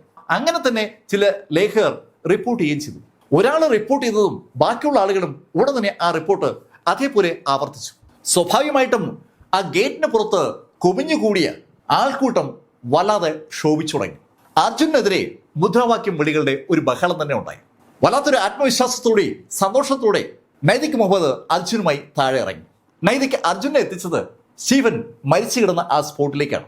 അവിടെ സ്റ്റീഫന്റെ ബോഡി കിടന്ന സ്ഥലമൊക്കെ കാണിച്ചുകൊണ്ട് ചില കാര്യങ്ങളൊക്കെ ചോദിക്കുകയും അർജുൻ അതിനെ മറുപടി പറയുകയും ചെയ്യുന്നതൊക്കെ TV ക്യാമറകൾ ഒപ്പിയെടുക്കുന്നുണ്ട്. ഒരുപാട് ആളുകൾ മൊബൈലിലും ഈ രംഗമൊക്കെ ഷൂട്ട് ചെയ്യുകയാണ്. അവരവരുടെ ഫേസ്ബുക്ക് പേജുകളിലും മറ്റ് സോഷ്യൽ മാധ്യമ പേജുകളിലൊക്കെ അത് അപ്പം തന്നെ ലൈവായിട്ട് കൊടുക്കുകയോ പിന്നീട് റെക്കോർഡ് ചെയ്ത് കൊടുക്കുകയോ ഒക്കെയാണ് അവരുടെ ലക്ഷ്യം. ഈ പ്രക്രിയ എങ്ങനെ നടക്കുമ്പോൾ സത്യയും ആമിയും ഈ കാഴ്ചകളൊക്കെ കണ്ട് അങ്ങനെ നിൽക്കുകയാണ്. ശരിക്കും ആ കാഴ്ച അങ്ങനെ കണ്ടു നിൽക്കുമ്പോൾ അവരുടെ മനസ്സിൽ ഒരുപാട് ചോദ്യങ്ങൾ ഉണ്ടാവുകയാണ്. ആ ചോദ്യങ്ങളൊന്നും ഇപ്പോൾ നൈതിക്കിനോട് ചോദിക്കാൻ പറ്റാത്ത സാഹചര്യമാണ്. നൈതിക്ക് പെട്ടെന്ന് അവിടെയുള്ള ആക്ടിവിറ്റീസ് ഒക്കെ പൂർത്തീകരിച്ചിട്ട് അതിവേഗം അർജുനുമായി അവിടുന്ന് മടങ്ങുകയാണ്. അർജുനെയും കൊണ്ട് നൈതിക് മുഹമ്മദും ടീമും പല സ്ഥലത്തും പോവുകയാണ്. ശരിക്കും അന്ന് വൈകുന്നേരത്തോടുകൂടി അർജുനെ മജിസ്ട്രേറ്റിന് മുന്നിൽ ഹാജരാക്കി റിമാൻഡ് ചെയ്തതിനു ശേഷം സ്റ്റേഷനിൽ നൈതിക് എത്തി. ആ സമയത്ത് നൈതിക്കിനെ കാത്തിരിക്കുകയാണ് സത്യയും ആമിയും. സത്യ കണ്ടപ്പോൾ നൈതിക്കിന് വലിയ സന്തോഷം. Hey Satya, thank you. താങ്കൾ സൂചിപ്പിച്ചില്ലായിരുന്നെങ്കിൽ ശരിക്കും ഞാൻ ഇത്ര സീരിയസ് ആയി ഈ വിഷയത്തെ കാണുമായിരുന്നില്ല. സ്റ്റീഫൻ ആത്മഹത്യ ചെയ്തു എന്നുള്ള ധാരണ തന്നെയാണ് ഞങ്ങൾ എല്ലാവരും ഇരുന്നത്. സത്യ, താങ്കൾ സൂചിപ്പിച്ചുകൊണ്ടാണ് പോസ്റ്റ്മോർട്ടം റിപ്പോർട്ട് പോലും ആ ശൈലിയിൽ ഞങ്ങൾ പഠിച്ചത്. ഒരുപാട് സന്തോഷം എന്തായാലും നൈതിക്കിന് ഉണ്ടെന്ന് നൈതികിന്റെ മുഖഭാവം വിളിച്ചു പറയുകയാണ്. കാര്യങ്ങൾ കേട്ടുകൊണ്ടിരുന്ന സത്യ നൈതിക്കിനോട് പറഞ്ഞു, സർ, ഞാനൊരു സംശയം ചോദിക്കട്ടെ. അർജുൻ പറഞ്ഞത് അർജുൻ ഒറ്റയ്ക്ക് സ്റ്റീഫനെ തള്ളിയിട്ടു എന്നല്ലേ? സർ, അങ്ങനെ ഒരാൾ തള്ളിയാൽ സ്റ്റീഫൻ വീണ് കിടന്ന സ്ഥലത്തേക്ക് സ്റ്റീഫന്റെ ബോഡി എത്തൂ? ഹേയ് സത്യ, അതൊക്കെ ഞങ്ങൾ അർജുനോട് ചോദിച്ചു. അവൻ ഒറ്റയ്ക്കൊന്നുമല്ല, അവന്റെ കൂടെ വേറെ ആളുകളുണ്ടായിരുന്നു. അവരെല്ലാവരും കൂടി ചേർന്നാണ് ഈ കാര്യങ്ങളൊക്കെ ചെയ്തത്. സത്യ കേൾക്കാത്ത ചില കാര്യങ്ങളാണ് അർജുനുമായി ബന്ധപ്പെട്ട് ഇപ്പോ നൈതിക് സത്യയോട് പറയുന്നത്. ശരിക്കും നൈതിക് അങ്ങനെ പറഞ്ഞപ്പോൾ ആമിയുടെയും സത്യയുടെ മുഖത്ത് വല്ലാത്തൊരു അമ്പരപ്പ്. ഒരിക്കലും പ്രതീക്ഷിക്കാത്ത ഒരു ഇൻഫർമേഷനാണ് നൈതിക്കിൽ നിന്ന് ഇപ്പൊ അവർക്ക് കിട്ടിയത്. സർ, അർജുൻ അങ്ങനെ പറഞ്ഞു? അവൻ പറഞ്ഞിട്ടൊന്നുമില്ല. നാളെ അവനെ കൊണ്ട് ഞങ്ങളത് പറയിപ്പിക്കും. അർജുനെ ഇതുവരെയും വേറെ ആളുകൾ കൂടെ ഉണ്ടായിരുന്നു എന്നുള്ള കാര്യം പറഞ്ഞിട്ടില്ല. പക്ഷെ നൈതിക്കും ടീമും അത് ഏതാണ്ട് ഉറപ്പിച്ചിരിക്കുകയാണ്. അതിന്റെ കാരണം പോസ്റ്റ്മോർട്ടം റിപ്പോർട്ടാണ്. പോസ്റ്റ്മോർട്ടം റിപ്പോർട്ടിൽ അസന്നിഗ്ധമായി ആ ഡോക്ടേഴ്സ് ആ കാര്യം വിശദമാക്കിയിട്ടുണ്ട്. ഒറ്റയ്ക്ക് ഒരാൾക്ക് ആ ബോഡി അത്രയും മുകളിൽ നിന്ന് എടുത്ത് താഴേക്ക് അങ്ങനെ എറിഞ്ഞ് പരിക്കേൽപ്പിക്കാൻ പറ്റത്തില്ല. ഒന്നിലധികം ആളുകളുടെ സഹായം ഉണ്ടെങ്കിൽ മാത്രമേ ആ ബോഡിയിൽ ആ ശൈലിയിൽ പരിക്കേൽപ്പിക്കാൻ പറ്റൂ. അർജുൻ ഒറ്റയ്ക്ക് തള്ളിയിട്ടെന്നൊക്കെ പറയുന്നത് കോടതിയിൽ കേസെത്തുമ്പോൾ ഊരിപ്പോകാനാണ്. ശരിക്കും ഒരുപാട് കേസുകൾ അന്വേഷിച്ചിട്ടുള്ള നൈതികിന് അത് നന്നായിട്ട് അറിയാം. അതുകൊണ്ട് നാളെ അർജുനെ കസ്റ്റഡിയിൽ വാങ്ങിയതിനു ശേഷം വിശദമായ ഒരു ചോദ്യം ചെയ്യൽ നടത്തുമ്പോൾ അർജുൻ മണിമണിയായി കാര്യം പറയും. നൈതിക് അതൊക്കെ സത്യയോട് പറഞ്ഞു. ഇതൊക്കെ കേട്ടുകൊണ്ടിരിക്കുന്ന സത്യ നൈതിക്കിനോട് പറഞ്ഞു, സർ, നാളെ അർജുനെ കസ്റ്റഡിയിൽ ഏറ്റുവാങ്ങുമ്പോൾ എനിക്ക് അർജുനോട് സംസാരിക്കാനുള്ള ഒരു സമയം തരുമോ? സത്യ, അത് ശരിയാവത്തില്ല. പോലീസ് കസ്റ്റഡിയിൽ ഇരിക്കുന്ന ഒരാളെ വേറെ ആൾ ചോദ്യം ചെയ്യാമെന്ന് പറഞ്ഞാൽ അത് അനുവദിക്കാൻ പറ്റില്ല. സർ, സ്റ്റീഫൻ എൻ്റെ കൂടെ പുറപ്പായിരുന്നു. അവനെ കൊന്ന ഒരാളോട് ചില കാര്യങ്ങൾ തിരക്കാൻ എനിക്കൊരു ആഗ്രഹം. സത്യ അത് പറഞ്ഞപ്പോൾ നൈതിക്ക് അല്പനേരം ഒന്ന് ആലോചിച്ചു. സാധാരണഗതിയിൽ അനുവദിക്കാൻ പാടുള്ള ഒരു കാര്യമല്ല സത്യ ചോദിക്കുന്നത്. പക്ഷെ ഇവിടെ നൈതിക്കിന്റെ പോലീസ് സ്റ്റേഷനുള്ളിലാണ് അർജുൻ നാളെ പകലുണ്ടാവുക. വേറെ ആരും അറിയാൻ ഒരു സാധ്യതയുമില്ല. അതേക്കുറിച്ച് ആലോചിച്ച നൈതിക്ക് സത്യയോട് പറഞ്ഞു, സത്യ, ഇവിടെ ഞങ്ങൾ ചോദ്യം ചെയ്യുന്ന ഒരു മുറിയുണ്ട്. ആ ഭാഗത്തേക്ക് ഞാൻ അർജുനെ കൊണ്ടുപോകാം. ഞാൻ വിളിക്കുമ്പോൾ നീ കൂടെ അങ്ങോട്ട് വന്നാൽ മതി. നൈതിക്ക് അത് പറഞ്ഞതും സത്യ നൈതിക്കിനോട് താങ്ക്സ് പറഞ്ഞ് ആമിയുമായി അവിടെ നിന്ന് ഇറങ്ങി.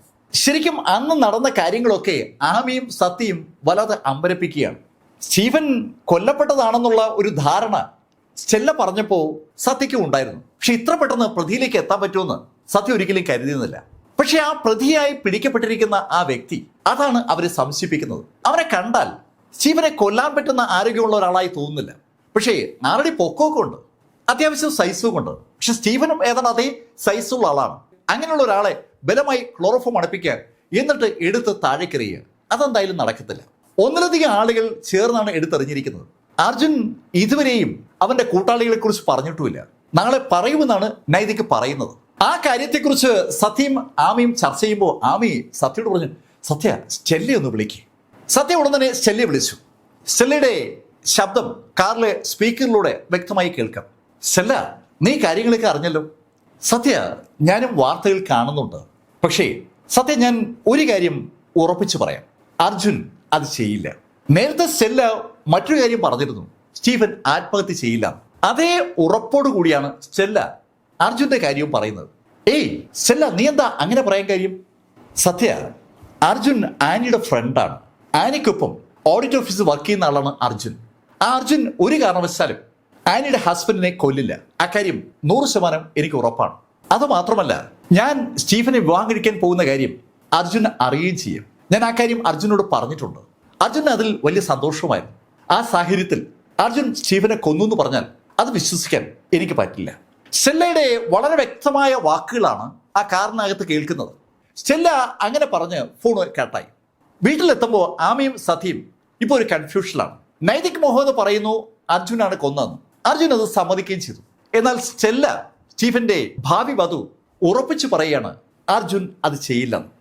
പിറ്റേന്ന് രാവിലെ 11 മണിക്ക് സത്യ നൈതിക് മുഹമ്മദിന്റെ അടുത്തെത്തി. ആ സമയത്താണ് അർജുനെ കസ്റ്റഡിയിൽ വാങ്ങിച്ച പോലീസ് ശരിക്കും അർജുനുമായി സ്റ്റേഷനിലെത്തുന്നത്. നൈതിക് സത്യയെ കണ്ടതും സത്യയോട് പറഞ്ഞു, സത്യ, ഏതാനും മിനിറ്റുകൾക്കകം ഞങ്ങൾ അർജുനെ ചോദ്യം ചെയ്തു തുടങ്ങി. ചോദ്യം ചെയ്യുന്ന സമയത്ത് എന്നോടൊപ്പം SP ഓഫീസിൽ നിന്നും അതുപോലെ DYSP ഓഫീസിൽ നിന്നും ആളുകളുണ്ടാവും. അവർ വന്നു കഴിഞ്ഞാൽ പിന്നെ സത്യയ്ക്ക് അർജുനോട് സംസാരിക്കാൻ സമയം കിട്ടില്ല. അവർ വരുന്നതിന് മുമ്പ് ഒരു 10 മിനിറ്റ് സത്യയ്ക്ക് അർജുനോട് സംസാരിക്കും. അങ്ങനെ പറഞ്ഞ നൈതിക് മുഹമ്മദ് സത്യം കൊണ്ട് ആ സ്റ്റേഷന്റെ നിർണായക ഭാഗമെന്ന് വിളിക്കാൻ കഴിയുന്ന ഒരു മുറിയിലേക്ക് വന്നു. സാധാരണ സ്റ്റേഷനുകളിൽ ഇല്ലാത്ത ശൈലിയിലുള്ള ഒരു മുറി അവിടെ ഉണ്ട്. ഒരു ഇൻട്രോഗേഷൻ റൂമെന്ന് തന്നെ നമുക്ക് അതിനെ വിളിക്കാം. ആ മുറിയിലേക്ക് സത്യയെ കയറ്റി വിടുമ്പോൾ നൈതിക്ക് ഒരിക്കൽ കൂടി സത്യ ഓർപ്പിച്ചു, സത്യ, മാക്സിമം 10 മിനിറ്റ്, അതിനിടയിൽ കാര്യങ്ങളൊക്കെ കംപ്ലീറ്റ് ചെയ്യണം. നൈതിക്കിനോട് നന്ദി പറഞ്ഞിട്ട് സത്യ നടന്ന് ആ റൂമിൻ്റെ നടുവിലുള്ള മേശയുടെ അടുത്തേക്ക് വന്നു. ആ മേശയുടെ അടുത്ത് അർജുൻ അങ്ങനെ സത്യത്തിനെ നോക്കിയിരിക്കുകയാണ്. സത്യ അർജുനെ കണ്ടതും ഒന്ന് ചിരിച്ചു. ആ സമയത്ത് അർജുനും സത്യ കണ്ട് ചിരിക്കുകയാണ്. പക്ഷെ അത് ചിരിയാണോ അതോ മറ്റെന്തെങ്കിലും ഭാവമാണോ എന്ന് തിരിച്ചറിയാൻ കഴിയാത്ത ശൈലിയിലുള്ള ഒരു മുഖഭാവമാണ് ആ സമയത്ത് അർജുനുണ്ടായിരുന്നത്. അർജുൻ്റെ നേരെ എതിരെ ഇരുന്ന സത്യ അർജുനോടായി പറഞ്ഞു, അർജുൻ, ഞാൻ 1-2 കാര്യങ്ങൾ നിന്നോട് ചോദിക്കാനാ ഇവിടം വരെ വന്നത്. നിനക്കും എനിക്കും പരിചയമുള്ള വ്യക്തിയാണ് സ്റ്റീഫൻ. നീ സ്റ്റീഫനെ എന്തിനാ കൊന്നത്? സത്യയുടെ ചോദ്യം കേട്ടപ്പോൾ ആദ്യം ഏതാനും നിമിഷ നേരം അർജുൻ ഒന്നും മിണ്ടിയില്ല. അതിനുശേഷം അർജുൻ സത്യയോട് പറഞ്ഞു, സത്യ, ശരിക്കും എനിക്കും അത് അറിയില്ല. അർജുൻ, നീ എന്താ അങ്ങനെ പറയുന്നത്? നീ സ്റ്റീവനെ കൊല്ലാൻ വേണ്ടിയല്ലേ സ്റ്റീവന്റെ വീട്ടിൽ പോയത്? സത്യ, അതങ്ങനെ അല്ല. ഞാൻ സ്റ്റീഫനെ കാണാൻ പോയത് വേറൊരു കാര്യത്തിനോ? അതേ സത്യ, ഞാൻ സ്റ്റീഫനെ കാണാൻ പോയത് ആനയെക്കുറിച്ച് സംസാരിക്കാനും. ആനയെക്കുറിച്ചോ? ആന മരിച്ചിട്ട് 1 കൊല്ലമായില്ലേ, ഇനി ആനയെക്കുറിച്ച് എന്താ പറയാനുള്ളത്? സത്യ, ഞാൻ കഴിഞ്ഞ 1 കൊല്ലമായിട്ട് സ്റ്റീഫനോട് ആനയെക്കുറിച്ചുള്ള ഒരു കാര്യം പറയാൻ ശ്രമിച്ചുകൊണ്ടേയിരിക്കുകയാണ്. പക്ഷെ അവൻ എന്തുകൊണ്ടോ ഞാൻ സംസാരിക്കാൻ ചിലപ്പോൾ എന്നോട് ദേഷ്യപ്പെടും. ഞങ്ങൾ തമ്മിൽ പലപ്പോഴും അങ്ങോട്ടും ഇങ്ങോട്ടും സംസാരം ഉണ്ടാവും. അവൻ എൻ്റെ സംഭാഷണം കേൾക്കുന്നത് ഇഷ്ടമല്ല, എന്നെ കാണുന്നത് ഇഷ്ടമല്ല. പള്ളിയിലെ പരിപാടി നടന്നുകൊണ്ടിരിക്കുമ്പോൾ ഞാൻ ലേശം മദ്യപിച്ചിരുന്നു. അതാണ് സ്റ്റീഫൻ്റെ അടുത്തേക്ക് ചെല്ലാൻ എനിക്ക് ധൈര്യം നൽകിയത്. മദ്യപിച്ചപ്പോൾ എന്തായാലും ഇന്ന് സ്റ്റീഫനെ കണ്ട് കാര്യം പറയാമെന്ന് തീരുമാനിച്ച ഞാൻ മോടി ചെന്നത്. ഞാൻ ആനയെക്കുറിച്ച് പറഞ്ഞു തുടങ്ങിയതും അവൻ എണീറ്റ് വന്ന് എന്നെ പിടിച്ചു തള്ളി. ഞാൻ തിരിച്ചും തള്ളി. അപ്പോഴാണ് അവൻ മറിഞ്ഞു വീണത്. അവനെ തിരിച്ചു തള്ളിയിട്ട് ഞാൻ അവനെ നോക്കാതെ ഇങ്ങനെ ഇറങ്ങി വരികയായിരുന്നു. നടന്ന കാര്യങ്ങളൊക്കെ അർജുൻ അങ്ങനെ തന്നെ സത്യയോട് പറഞ്ഞു. സത്യ അർജുനോട് ചോദിച്ചു, അല്ല അർജുൻ, അപ്പോൾ നീ ഇറങ്ങി വരുന്ന സമയത്ത് നീ സ്റ്റീഫൻ്റെ ബോഡി കണ്ടില്ലായിരുന്നു? സത്യ അങ്ങനെ ചോദിച്ചാൽ ശരിക്കും ഞാനത് ഓർക്കുന്നതേ ഇല്ല. ഓക്കെ, അതവിടെ നിൽക്കട്ടെ. അല്ല, നീ എന്ത് പറയാനാണ് സ്റ്റീഫൻ്റെ അടുത്ത് പോയത്? സത്യ, ഞാൻ പറഞ്ഞല്ലോ അത് ആനയെക്കുറിച്ചാണെന്ന്. അതെ, അതെനിക്ക് മനസ്സിലായി. ആനയെക്കുറിച്ച് എന്ത് പറയാനാണ് നീ സ്റ്റീഫൻ്റെ അടുത്ത് പോയത്? സത്യ, ആന ആത്മഹത്യ ചെയ്യില്ല. ആന ആത്മഹത്യ ചെയ്യില്ലെന്നോ? അതെ സത്യ, ആന ആത്മഹത്യ ചെയ്യില്ല എന്ന കാര്യം സ്റ്റീഫനോട് പറയാനായിട്ടാണ് ഞാൻ സ്റ്റീഫൻ്റെ അടുത്ത് പോയത്. പക്ഷെ എന്തുകൊണ്ടോ അവൻ ഞാൻ പറയുന്നത് കേൾക്കാൻ നിന്നില്ല. അർജുൻ പറഞ്ഞ ആ വാക്കുകൾ ശരിക്കൊരു ഇലക്ട്രിക് കറണ്ട് പോലെ സത്യയുടെ തലയിലേക്ക് ഇങ്ങനെ ഇടിച്ചു കയറുകയാണ്. ആനി ആത്മഹത്യ ചെയ്യില്ല.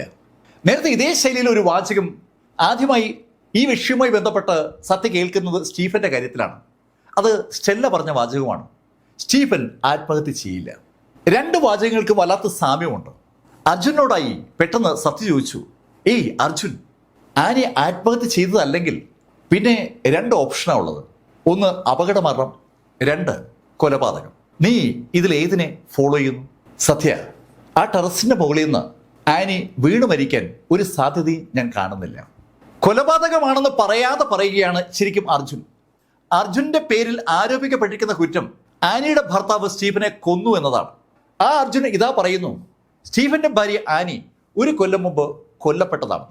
ശരിക്കും അമ്പരപ്പിക്കുന്ന ഒരു ഇൻഫർമേഷനാണ് ഇപ്പോൾ അർജുൻ സത്യയോട് പറഞ്ഞത്.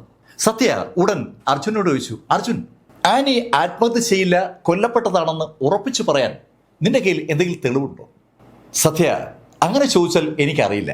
പക്ഷേ ഒരു കാര്യം ഞാൻ ഉറപ്പിച്ചു പറയാം, ആനി ആത്മഹത്യ ചെയ്തതല്ല. അന്ന് ആനി മരിക്കുന്നതിന് മുമ്പ് വൈകുന്നേരം ഞാനും ആനയും കൂടെ കണ്ടിരുന്നു. അവൾക്ക് അന്ന് ശരിക്കും ടെൻഷൻ ഉണ്ടായിരുന്നു. ടെൻഷനോ? ഏത് വിഷയവുമായി ബന്ധപ്പെട്ട അവൾക്ക് ടെൻഷൻ ഉണ്ടായേ? സത്യ, അങ്ങനെ ചോദിച്ചാൽ എനിക്ക് പറയാനൊന്നും അറിയില്ല. പക്ഷെ എന്തോ അവളെ അലട്ടുന്നുണ്ടായിരുന്നു. അതാണ് അന്ന് അവളുടെ മരണത്തെ കലാശിച്ചത്. അർജുൻ പറഞ്ഞ വാക്കുകൾ കേട്ട സത്യ അർജുനോട് പറഞ്ഞു, അർജുൻ, ഇന്ന് SP ഓഫീസിലെ ആളുകൾ നിന്നെ ചോദ്യം ചെയ്യുമ്പോൾ നീ ഒരു കാര്യം മാത്രം ശ്രദ്ധിക്കുക. നീ സ്റ്റീഫന്റെ വീട്ടിൽ നിന്ന് താഴേക്ക് ഇറങ്ങി വരുന്ന സമയത്ത് നീ സ്റ്റീഫന്റെ ബോഡി കണ്ടിട്ടില്ല. സത്യ, അത് സത്യമാണല്ലോ, ഞാൻ കണ്ടിട്ടില്ല. നീ അതേ പറയാവൂ, അതാണ് നിന്നോട് പറയുന്നത്. അങ്ങനെ അർജുനെ പറഞ്ഞ് ഏൽപ്പിച്ചതിന് ശേഷം സത്യ അവിടെ നിന്ന് നൈതിക് മുഹമ്മദിന്റെ അടുത്തെത്തി. നൈതിക്ക് സത്യയെ കണ്ടത് പെട്ടെന്ന് വാച്ചിലേക്ക് നോക്കി. ഏയ് സത്യ, നീ അർജുനെ കണ്ട് സംസാരിച്ചല്ലോ, എന്താ ഇപ്പോ നിന്റെ വിലയിരുത്തൽ? അവൻ എല്ലാം സമ്മതിച്ചു. സർ, ഞാൻ പറയുന്നത് കൊണ്ട് അങ്ങ് തെറ്റിദ്ധരിക്കരുത്. ഈ നിമിഷത്തിൽ ഞാൻ ഒരു കാര്യം ഉറപ്പിച്ചു പറയാം, അർജുൻ അല്ല സ്റ്റീഫനെ കൊന്നത്. ഏയ് സത്യ, എന്താ പറയുന്നത്? അർജുൻ അല്ല സ്റ്റീഫനെ കൊന്നതെന്നോ? അവൻ തന്നെ സമ്മതിച്ചതല്ലേ അവനാണ് കൊന്നതെന്ന്. അവൻ മദ്യത്തിന്റെ ലഹരിയിൽ ചില കാര്യങ്ങളൊക്കെ സമ്മതിച്ചു എന്നുള്ളത് സത്യമാണ്. പക്ഷേ അവനല്ല സ്റ്റീഫനെ കൊന്നത്. പോസ്റ്റ്മോർട്ടം റിപ്പോർട്ടിൽ ആ കാര്യം വ്യക്തമാണല്ലോ. 4 ആളുകൾ ചേർന്നിട്ടാണ് സ്റ്റീഫനെ എടുത്തെറിഞ്ഞതെന്ന്. സ്റ്റീഫനെ എടുത്തെറിഞ്ഞ ആളുകളെ ഒരു കാരണവശാലും അർജുന് പരിചയമുണ്ടാകാൻ ഒരു സാധ്യതയുമില്ല. അങ്ങനെ അർജുനെ കുറിച്ച് സത്യം പറയുമ്പോൾ ശരിക്കും നൈതിക്ക് ഉയർത്തു തുടങ്ങിയാണ്. നൈതികിന്റെ ഷോ ആയിരുന്നു കഴിഞ്ഞ ദിവസം.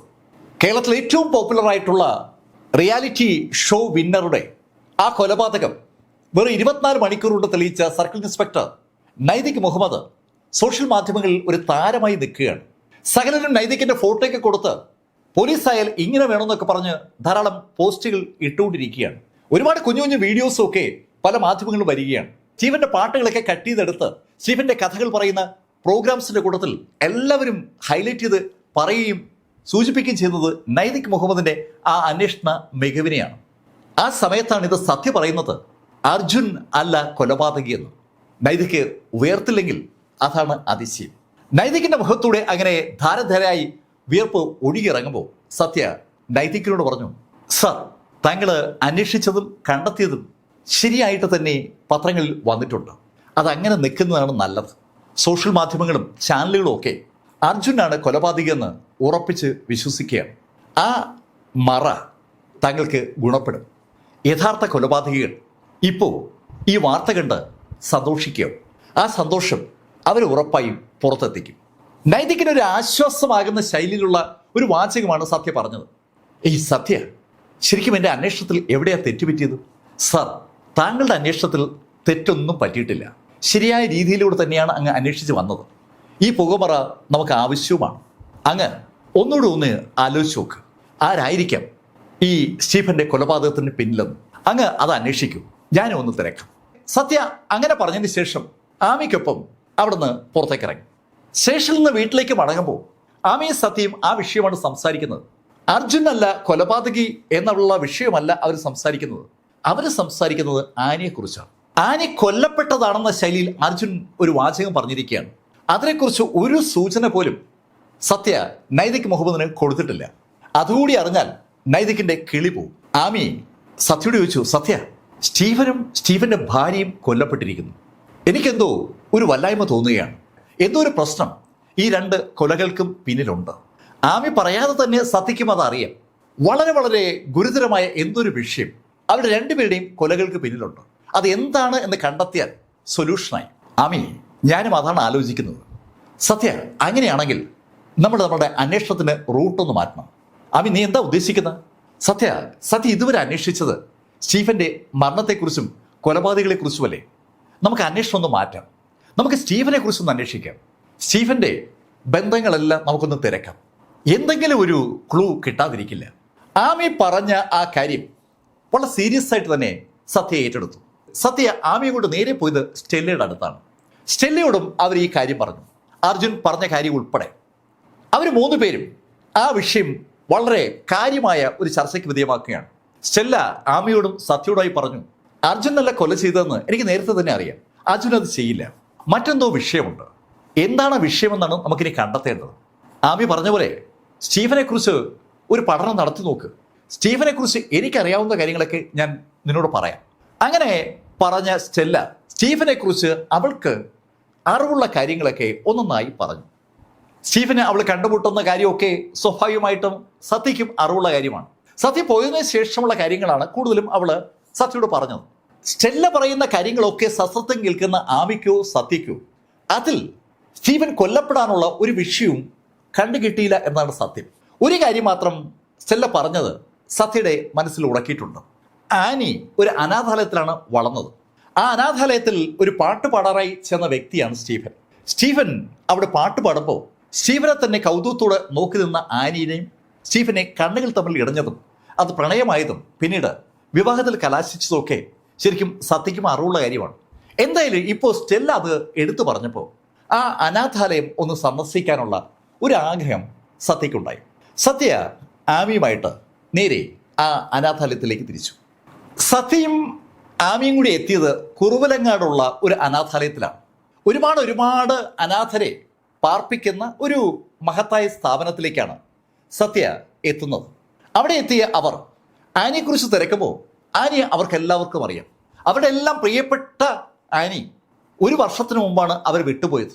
ആനി ആത്മഹത്യ ചെയ്തു എന്നുള്ള വാർത്ത അവർക്ക് വല്ലാത്തൊരു ഞെട്ടലുണ്ടാക്കിയിരുന്നു. ഇപ്പോൾ ആ ഞെട്ടൽ കൂടിയിരിക്കുകയാണ്.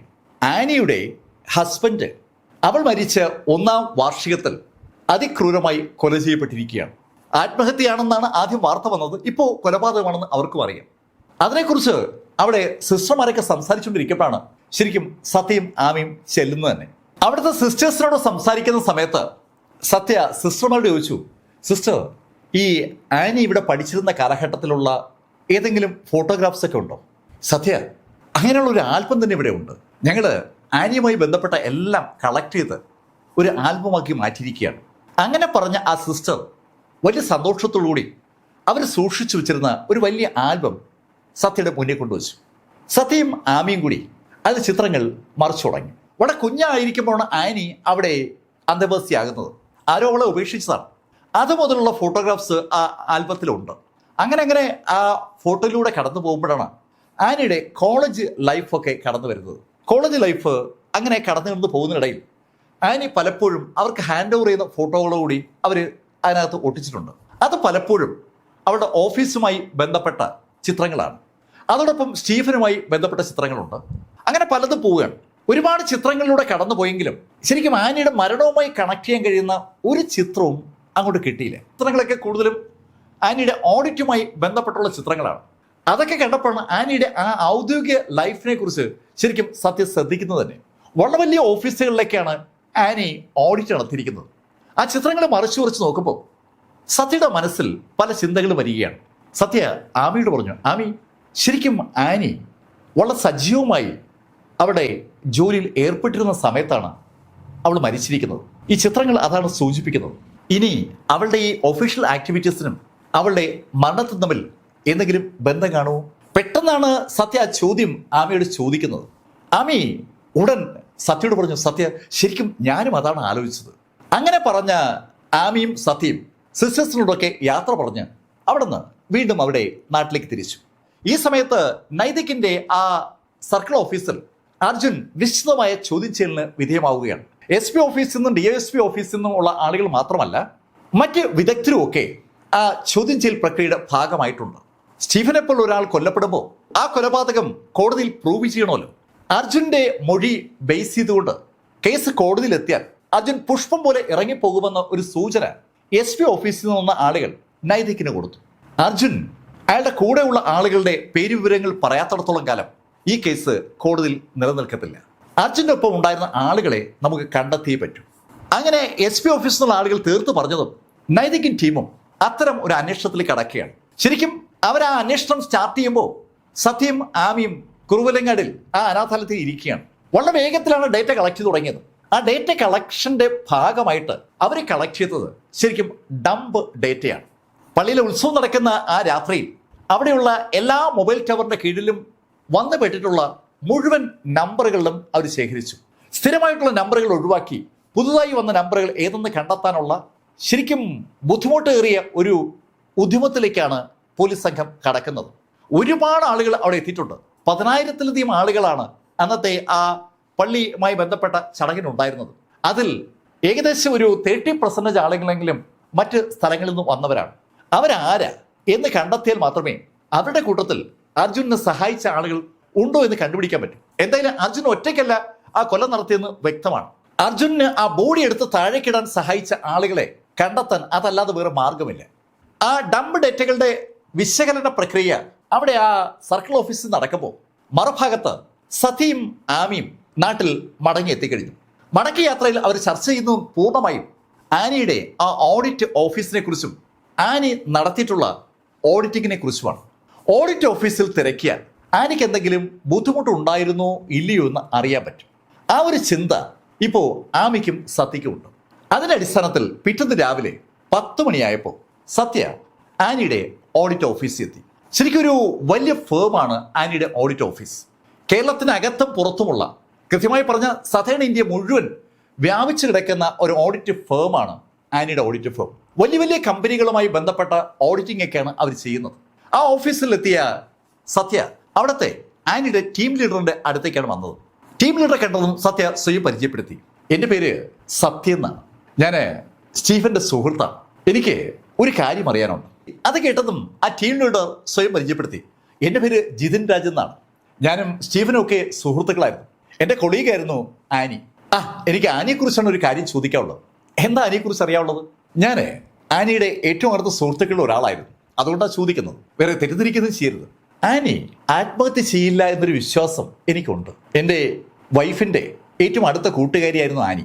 അങ്ങനെ പറഞ്ഞിട്ട് കൂടെ വന്ന ആമിയെ ചൂണ്ടിക്കാണിച്ചു. ആമി യഥാർത്ഥത്തിൽ സത്യയുടെ ഭാര്യയല്ല, സുഹൃത്താണ്. പക്ഷെ ഭാവിയിൽ അവര് വിവാഹിതരായേക്കാം എന്നുള്ളതാണ് ഘട്ടം. അങ്ങനെ സത്യ പറഞ്ഞപ്പോൾ ആമിയുടെ മുഖത്ത് വല്ലാത്തൊരു പുഞ്ചിരി ഉണ്ടായി. രണ്ടുപേരും ഒന്ന് നോക്കിയിട്ട് ജിതിൻ രാജ് സത്യയോട് ചോദിച്ചു, അല്ല എന്താ ചോദിച്ചു വരുന്നത്? ജിതിൻ, വേറൊന്നുമല്ല, ആനി മരിക്കുന്ന ആ സമയത്ത് ശരിക്കും ആനിക്ക് എന്തെങ്കിലും ബുദ്ധിമുട്ട് അവളുടെ ജോലിയുമായി ബന്ധിപ്പിച്ചുണ്ടായിരുന്നു? ഏയ്, എന്ത് ബുദ്ധിമുട്ട്?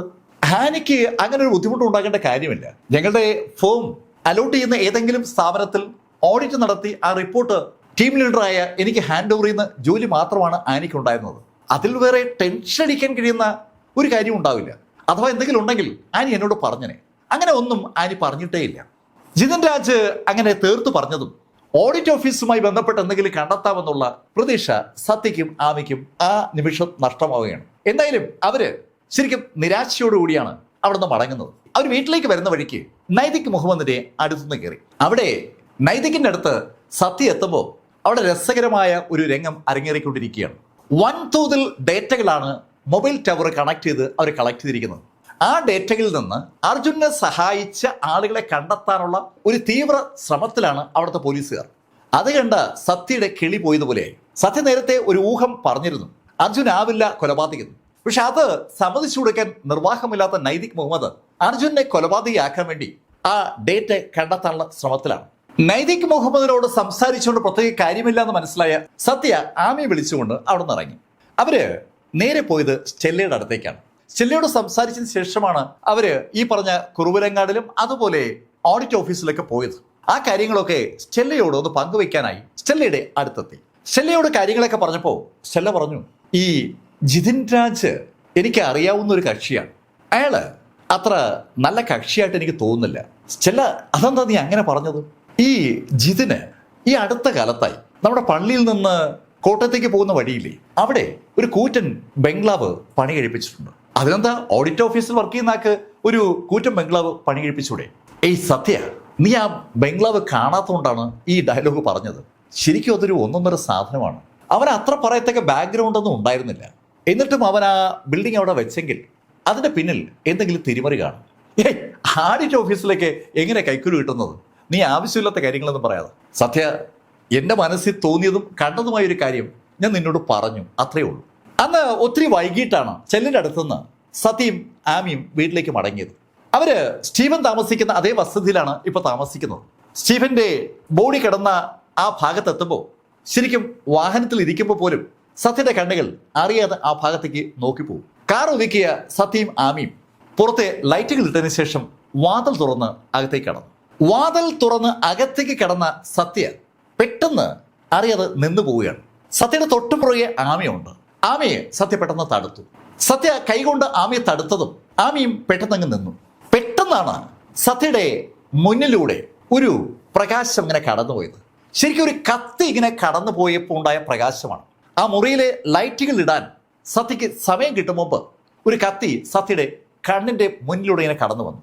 സത്യ പെട്ടെന്ന് പുറകോട്ടായും ആ നിമിഷം തന്നെ ആമിയെ പുറകോട്ട് മാറ്റുകയും ചെയ്തു. പെട്ടെന്നുണ്ടായ ആ ആക്ഷൻ ആമിയുടെ ബാലൻസ് തെറ്റിച്ചു എന്ന് പറയാം.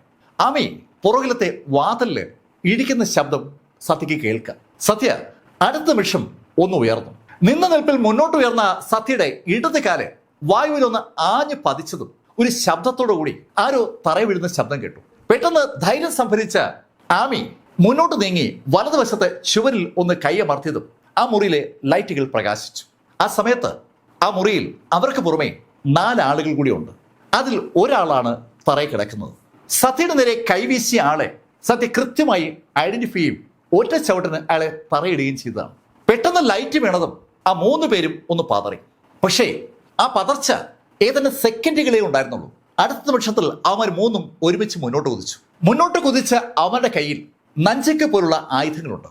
ശരിക്കും കരാട്ടെ നന്നായി പ്രാക്ടീസ് ചെയ്യുന്ന ആളുകളാണ് അവന്മാരെന്ന് വിളിച്ചു പറയുന്ന ശൈലിയിൽ ആ നഞ്ചക്കുമായി മുന്നോട്ട് കുതിച്ച അവന്മാർ അതെടുത്ത് ഒരൊറ്റ കറക്ക് സത്യയുടെ നേരെ കുതിച്ചുകൊണ്ട് അങ്ങനെ ആഞ്ഞടിച്ചതും സത്യ ഒഴിഞ്ഞു മാറി കാൽമുട്ടുകൊണ്ട് ആ അടിച്ചയാളുടെ നാഭിക്കിടിച്ചതും ഒരേ നിമിഷത്തിലാണ്.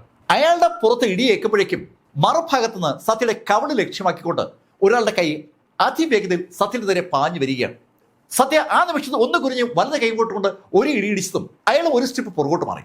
ഏതാനും സെക്കൻഡുകൾക്കകം സത്യയുടെ ഇടിയേറ്റ് 3ാമത്തെ ആളും വീഴുമ്പോൾ അവരിൽ ഒരാൾ പെട്ടെന്ന് സത്യയെ മറികടന്ന് ആ ലൈറ്റുള്ള ഭാഗത്തേക്ക് വരികയും പെട്ടെന്ന് ആ ലൈറ്റുകൾ ഓഫ് ചെയ്യുകയും ചെയ്തു. പെട്ടെന്നുണ്ടായ ആ ആക്ഷനിൽ ആമിക്ക് തിരിച്ച് ലൈറ്റ് ഇടാനുള്ള സമയം കിട്ടിയില്ല. അതിനിടയിൽ ആമി ഓടി വന്ന് ലൈറ്റ് ഇടുമ്പോഴേക്കും ആ 4 പേരും അവിടുന്ന് അപ്രത്യക്ഷരായി കഴിഞ്ഞു. തുറന്നു കിടന്ന വാതിലിലൂടെ അവർ ഓടിപ്പോകുന്നത് കൃത്യമായും അവർക്ക് കാണാം. 4 പേരും ഓടി ഗേറ്റ് പുറത്തെത്തുമ്പോൾ പെട്ടെന്ന് ഒരു ജീപ്പ് അവരുടെ അടുത്തേക്ക് വന്നു. ആ ജീപ്പിനകത്തേക്ക് അവർ അതിവേഗം കയറി വലത് ഭാഗത്തേക്ക് ആ വാഹനം ഓടിച്ചുപോയി. ഇതെല്ലാം സംഭവിക്കുന്നത് 2-3 മിനിറ്റുകൾ കൊണ്ടാണ്. സത്യയുടെ മുഖത്തേക്കും ഓടിപ്പോകുന്ന ആ ആളുകളിലേക്കും അമ്പരം നോക്കിയ ആമി സത്യയോട് ചോദിച്ചു, സത്യ എന്താ സംഭവം? ആരാ നമ്മളെ ആക്രമിച്ചത്? സത്യം അതാണ് ആലോചിക്കുന്നത്, ആരാണ് അവരെ ആക്രമിച്ചത്? ആ ചോദ്യം സത്യയുടെ മനസ്സിലേക്ക് വന്നപ്പോൾ നേരത്തെ സ്റ്റെല്ല പറഞ്ഞ ആ വാചകം വീണ്ടും കടന്നു വരികയാണ്. ആ ജിതിൻ രാജ് ആള് ശ്രദ്ധിക്കപ്പെടേണ്ട ഒരു വ്യക്തിയാണ്. അവള് ആ വാചകം അങ്ങനെ തന്നെയാണ് പറഞ്ഞത്. ജിതിൻ രാജിനോടാണ് സത്യ ആനിയെക്കുറിച്ച് തിരക്കിയത്. കാര്യമായിട്ടൊന്നും തിരക്കിയില്ല എന്നതാണ് സത്യം. ഒരു കൊല്ലം മുമ്പ് മരിച്ച ആനി എന്തെങ്കിലും ടെൻഷൻ അനുഭവിച്ചിരുന്നോ എന്നത് മാത്രമാണ് ജിതിൻ രാജിനോട് സത്യ ചോദിച്ചത്. അതല്ലാതെ സത്യയും ആമിയും തിരക്കി ചെന്നത് പോലീസ് സ്റ്റേഷനിലും പിന്നെ ആ കുറുവലങ്ങാടുള്ള ആ അനാഥാലയത്തിലുമാണ്. സ്റ്റീഫന്റെ മരണം സത്യ അന്വേഷിക്കുന്ന വിവരം അറിഞ്ഞിട്ട് സത്യ ആക്രമിച്ചതാണെങ്കിൽ ഈ 3 സ്ഥലങ്ങളുമായി കണക്ട് ചെയ്യപ്പെട്ട വ്യക്തികളാകണം സത്യയും ആമിയും ആക്രമിച്ചത്. അതല്ലാതെ ഇവിടെ ഇപ്പോ സത്യയും ആമിയും ആക്രമിക്കപ്പെടേണ്ട ഒരു സാധ്യതയുമില്ല. സത്യ അത് ആലോചിക്കുമ്പോൾ ആമി സത്യയോട് ചോദിച്ചു, അല്ല സത്യ, അവന്മാരെങ്ങനെ ഈ വീട്ടിനകത്ത് കയറി? ആമി അത് ചോദിച്ചതും സത്യ അതിവേഗം മുകളിലേക്ക് ഓടിക്കേറി. സത്യ സംശയിച്ച് ശരിയാണ്. മുകളിലത്തെ വാതിൽ തുറന്നു കിടക്കുകയാണ്. ടെറസ് വഴി മുകളിലേക്ക് കയറിയ വ്യക്തികൾ ടെറസിലെ വാതിൽ തുറന്ന് അകത്ത് കടന്നിരിക്കുകയാണ്. ടെറസിലൂടെ കയറിയിറങ്ങിയ അവന്മാരുടെ ആ വേഗത നേരത്തുള്ള ആ സംശയം ഉറപ്പിക്കുകയാണ്. അന്ന് സ്റ്റീഫൻ കൊല്ലപ്പെട്ടപ്പോൾ ടെറസിലേക്ക് അവന്മാര് കയറിയത് ഏത് വഴിയിലൂടെയാണോ ആ വഴിയിലൂടെ തന്നെയാണ് ഇന്നും അവന്മാര് മുകളിൽ കയറിയത്. പക്ഷെ തിരിച്ചു പോയത് മെയിൻ റോഡിലൂടെ ആണെന്ന് മാത്രം. അതായത് അവന്മാര് പ്ലാൻ ചെയ്തിരുന്നത് കൊണ്ടാണ് ആ സമയത്ത് ആ ജീപ്പ് അവിടെ എത്തിയത്. ടെറസിലെ വാതിലടച്ച് തിരിച്ചു വന്ന സത്യ ആമിയോട് ചോദിച്ചു, ആമി നിനക്കെന്ത് തോന്നുന്നു? സത്യ, ഞാനും അതാ ആലോചിക്കുന്നത്. നമ്മൾ അനാഥാലയത്തിലും പോയി, സ്റ്റേഷനിലും പോയി, ഈ പറഞ്ഞ പോലെ ഓഡിറ്റ് ഓഫീസിലും പോയി. സത്യ പറഞ്ഞ പോലെ നമ്മൾ ആക്രമിക്കപ്പെട്ടതിൻ്റെ പിന്നിൽ ഓഡിറ്റ് ഓഫീസിലെ ആ ജിതിൻ രാജിനോ അല്ലെങ്കിൽ മറ്റാർക്കെങ്കിലോ പങ്കുണ്ട്. ജിതിൻ രാജാണ് ഇതിൻ്റെ പിന്നിലെന്ന് നമുക്ക് പറയാൻ കഴിയില്ല. പക്ഷേ അവൻ എന്തോ അറിയാം. അല്ല ആമി, ആനി കൊല്ലപ്പെട്ടതാണെങ്കിൽ അതിൻ്റെ കാരണം അവൾ ഓഡിറ്റ് ചെയ്തുകൊണ്ടിരുന്ന ഏതെങ്കിലും വിഷയമാകും. നിനക്കങ്ങനെ തോന്നുന്നില്ലേ? സത്യ, എനിക്കും അത് തന്നെയാണ് അഭിപ്രായം. അവള് ഓഡിറ്റ് ചെയ്തുകൊണ്ടിരുന്നത് എന്താണെന്ന് അറിഞ്ഞാൽ ശരിക്കും നമുക്ക് ഈ പ്രഹേളികയ്ക്ക് ഒരു ഉത്തരം കണ്ടെത്താൻ പറ്റും. ആമി പറഞ്ഞ ആ വാചകം സത്യയുടെ മനസ്സിലുള്ള വാചകമാണ്. ഈ പ്രശ്നങ്ങൾക്ക് ഒരു പരിഹാരം കണ്ടെത്തണമെങ്കിൽ ആനി ഓഡിറ്റ് ചെയ്തുകൊണ്ടിരുന്നത് എന്താണെന്ന് അറിയണം. അത് എങ്ങനെ കണ്ടുപിടിക്കാം എന്നതിനെക്കുറിച്ച് ഉള്ള ആലോചനയിലേക്ക് സത്യയും ആമിയും കടക്കുകയാണ്. ആ ദിവസം അങ്ങനെ കഴിഞ്ഞു. പിറ്റേന്ന് രാവിലെ ഏകദേശം ഒരു 9 മണിയായപ്പോൾ ആ വീടിന്റെ ബെല്ലടിക്കുന്ന ശബ്ദം കേട്ടാണ് സത്യ വാതിൽ തുറക്കുന്നത്. ഒരാള് സത്യയെ കാത്തു നിൽക്കുകയാണ്. ആരാ? സർ, ഞാൻ ഒരു കാര്യം സംസാരിക്കാൻ വന്നതാണ്. ശരി, ബാ. സത്യ അയാളെ അകത്തേക്ക് വിളിപ്പിച്ചു. സർ, ഞാൻ ആനയ്ക്കൊപ്പം വർക്ക് ചെയ്യുന്ന ഒരാളാണ്. ഓഡിറ്റ് ഓഫീസിലോ? അതെ സർ. സാർ ഇന്നലെ അവിടെ വന്നിരുന്നത് ഞാൻ കണ്ടായിരുന്നു. പക്ഷെ എനിക്ക് ഇന്നലെ സാറിനോട് സംസാരിക്കാൻ പറ്റിയില്ല. ഓഡിറ്റ് ഓഫീസുമായി ബന്ധപ്പെട്ട് എങ്ങനെ വിവരങ്ങൾ ശേഖരിക്കാം എന്നതിനെക്കുറിച്ച് ആലോചിച്ചുകൊണ്ടിരുന്ന ആമിക്കും സത്യയ്ക്കും ശരിക്കും ആ ആഗതന്റെ ആ വരവ് വല്ലാത്തൊരു അനുഗ്രഹമായി അനുഭവപ്പെടുകയാണ്. ആമിയുടെ മുഖത്ത് ഒരു പുഞ്ചിരി വിരിയുന്നുണ്ട്. സത്യ ആമയൊന്ന് നോക്കിയതിനു ശേഷം അയാളോട് ചോദിച്ചു, എന്താ നിങ്ങളുടെ പേര്? സർ, എൻ്റെ പേര് അമീർ എന്നാണ്. ആ അമീർ, എന്താ വരാൻ കാര്യം? സർ, സ്റ്റീഫൻ മരിക്കുന്ന ദിവസം ഞാൻ സ്റ്റീഫനെ കണ്ടിരുന്നു. എപ്പോ? സർ, അന്ന് പകല് ഞാൻ സ്റ്റീഫനെ കണ്ടിരുന്നു. എപ്പോഴ്? സർ, രാവിലെ ഇതുപോലെയാണ് ഞാൻ കണ്ടത്. അന്ന് രാത്രിയാണ് സ്റ്റീഫൻ മരിച്ചത്. നീ എന്തിനാ സ്റ്റീഫനെ കണ്ടത്? സർ, ആനിയും ഞാനും ഒന്നിച്ചാണ് ഓഡിറ്റിന് പോകാറുള്ളത്. ആനിയുടെ മരണം നടക്കുന്നതിന് മുമ്പ് ഞങ്ങൾ വളരെ പ്രമുഖമായ ഒരു സ്ഥാപനത്തിൽ ഓഡിറ്റ് നടത്തിയിരുന്നു. അതിനുശേഷം ആമി ശരിക്കും അസ്വസ്ഥയായിരുന്നു. അവള് ഓഡിറ്റിൽ കണ്ട ചില കാര്യങ്ങൾ ടീം ലീഡറോട് റിപ്പോർട്ട് ചെയ്തിരുന്നു. ടീം ലീഡർ ആ ജിതിൻ രാജ് അല്ലേ? അതെ സർ, ജിതിൻ രാജ് സാറിനോട് തന്നെയാണ് റിപ്പോർട്ട് ചെയ്തത്. സർ, അതിനുശേഷം ആനി വല്ലാതെ അസ്വസ്ഥയായിരുന്നു. ആനി അസ്വസ്ഥപ്പെടേണ്ട കാര്യമില്ല എന്ന് ആനിയോട് പറയണമെന്ന് ഞാൻ ആലോചിക്കുമ്പോഴേക്കും പിറ്റേന്ന് ഞാൻ ആ വാർത്ത കേട്ടു, ആനി മരിച്ച കാര്യം. അതോടുകൂടി എനിക്ക് ഒന്നും ചെയ്യാൻ പറ്റാതായി. ഞാൻ ഈ കാര്യം സ്റ്റീഫനോട് പറയാൻ വേണ്ടി ഒരുപാട് നാളായി സ്റ്റീഫനെ കോൺടാക്ട് ചെയ്യാൻ വേണ്ടി കാത്തിരിക്കുകയായിരുന്നു. അതിനിടയിലാണ് ഈ പള്ളിയിലെ ഉത്സവം എത്തിയത്. അന്ന് രാവിലെ ഞാൻ സ്റ്റീഫനെ കണ്ട് ആനിയുമായി ബന്ധപ്പെട്ട് എനിക്കുണ്ടായ സംശയം സ്റ്റീഫനോട് പറഞ്ഞിരുന്നു. ഞങ്ങൾ ഓഡിറ്റ് ചെയ്യാൻ പോയ സ്ഥലത്ത് ഞങ്ങൾ കണ്ട കുറേ ക്രമക്കേടുകൾ ഞാൻ സ്റ്റീഫനോട് സൂചിപ്പിച്ചു. ആ ക്രമക്കേടുകൾ ആനി ടീം ലീഡർക്ക് റിപ്പോർട്ട് ചെയ്തിരുന്നു. ഇനി അതാണോ ആനിയുടെ മരണത്തിൽ കലാശിച്ചതെന്ന് എനിക്ക് അറിയില്ല. ഞാൻ ആ കാര്യം സ്റ്റീഫനോട് പറഞ്ഞതേ ഉള്ളൂ. പക്ഷെ അന്ന് രാത്രി സ്റ്റീഫൻ കൊല്ലപ്പെട്ടു. സ്റ്റീഫൻ കൊല്ലപ്പെട്ട കാര്യം ഇപ്പോൾ എല്ലാവരും സമ്മതിക്കുന്നതാണ്. ആദ്യം ആത്മഹത്യയായി പോലീസ് പറഞ്ഞെങ്കിലും പിന്നീട് കൊല്ലപ്പെട്ടതാണെന്ന് വ്യക്തമാണ്. പെട്ടെന്ന് ഈ സംഭാഷണം കേട്ടിരിക്കുന്ന ആമിറിനോട് ചോദിച്ചു, ആമിർ ഒരു ചോദ്യം ചോദിക്കട്ടെ, നിങ്ങൾ പറഞ്ഞ വിവരം കേട്ട സ്റ്റീഫൻ അന്ന് നിങ്ങളുടെ ഓഡിറ്റ് ഓഫീസിൽ വന്നിരുന്നു? വന്നിരുന്നു. വന്നിട്ട് അദ്ദേഹം അവിടെ വിവരങ്ങൾ ആരോടൊക്കെ തിരക്കുന്നുണ്ടായിരുന്നു. എനിക്കന്ന് ഓഡിറ്റ് ഉണ്ടായിരുന്നത് കൊണ്ട് പിന്നീടാണ് ഞാൻ വിവരം അറിഞ്ഞത്. സ്റ്റീഫൻ മരിച്ചതിന് ശേഷം ഓഫീസിൽ അങ്ങനെ സംസാരിക്കുന്ന കേട്ടിരുന്നു. തലേദിവസം സ്റ്റീഫൻ അവിടെ വന്നിരുന്നു എന്നൊക്കെ. ആമയും സത്യയും അത് കേട്ടതും മുഖത്തോട് വന്ന് നോക്കുകയാണ്. ആനി മരിച്ചതിനെ കുറിച്ചുള്ള ഒരു സൂചന ഓഡിറ്റ് ഓഫീസിലെ ആ ആമിറിൽ നിന്ന് മനസ്സിലാക്കിയ സ്റ്റീഫൻ ആ കാര്യം ചോദിക്കാൻ വേണ്ടി ഓഡിറ്റ് ഓഫീസിൽ പോയിട്ടുണ്ട്. ആ സമയത്ത് ആമിർ അവിടെ ഉണ്ടായിരുന്നില്ല. അല്ലെങ്കിൽ ആമിറിനെ കണ്ട കൂടുതൽ കാര്യങ്ങൾ ചോദിക്കാനായിരിക്കാം സ്റ്റീഫൻ അവിടെ പോയത്. ആമിർ ഇല്ലാതിരുന്നത് കൊണ്ട് അവിടെയുള്ള വേറെ ആരോടോ ആ വിവരം സ്റ്റീഫൻ പറഞ്ഞു കാണും. അത് എങ്ങനെയോ ചോർന്ന് ആരുടെയോ ചെവിയിലെത്തിയിട്ടുണ്ടാവും. അവരായിരിക്കും സ്റ്റീഫനെ കൊല്ലാനുള്ള തീരുമാനമെടുത്തത്. ഇപ്പോൾ കഥ ഏതാണ്ട് സത്യയ്ക്കും ആമിക്കും മനസ്സിലായി വരികയാണ്. സ്റ്റീഫനെ കൊന്നതും ആനിയെ കൊന്നതും ആ ഓഡിറ്റ് ഓഫീസുമായി ബന്ധമുള്ള ആരോ ആണ്. വളരെ വളരെ നിർണായകമായ ഒരു ഇൻഫർമേഷനാണ് ആമിറിൽ നിന്ന് സത്യയ്ക്കും ആമിക്കും കിട്ടിയത്. ആ വിവരങ്ങളോടുകൂടി സത്യ ഏകദേശം ഒരു 11 മണിയായപ്പോൾ സർക്കിൾ ഇൻസ്പെക്ടർ നൈതിക് മുഹമ്മദിനെ കാണാൻ അദ്ദേഹത്തിന്റെ ഓഫീസിലെത്തി. നൈതിക് സത്യ കണ്ടതും വലിയ സന്തോഷത്തിലാണ്. സത്യ, നിങ്ങൾ പറഞ്ഞ കാര്യങ്ങളെക്കുറിച്ച് വിശദമായി അന്വേഷിച്ചു.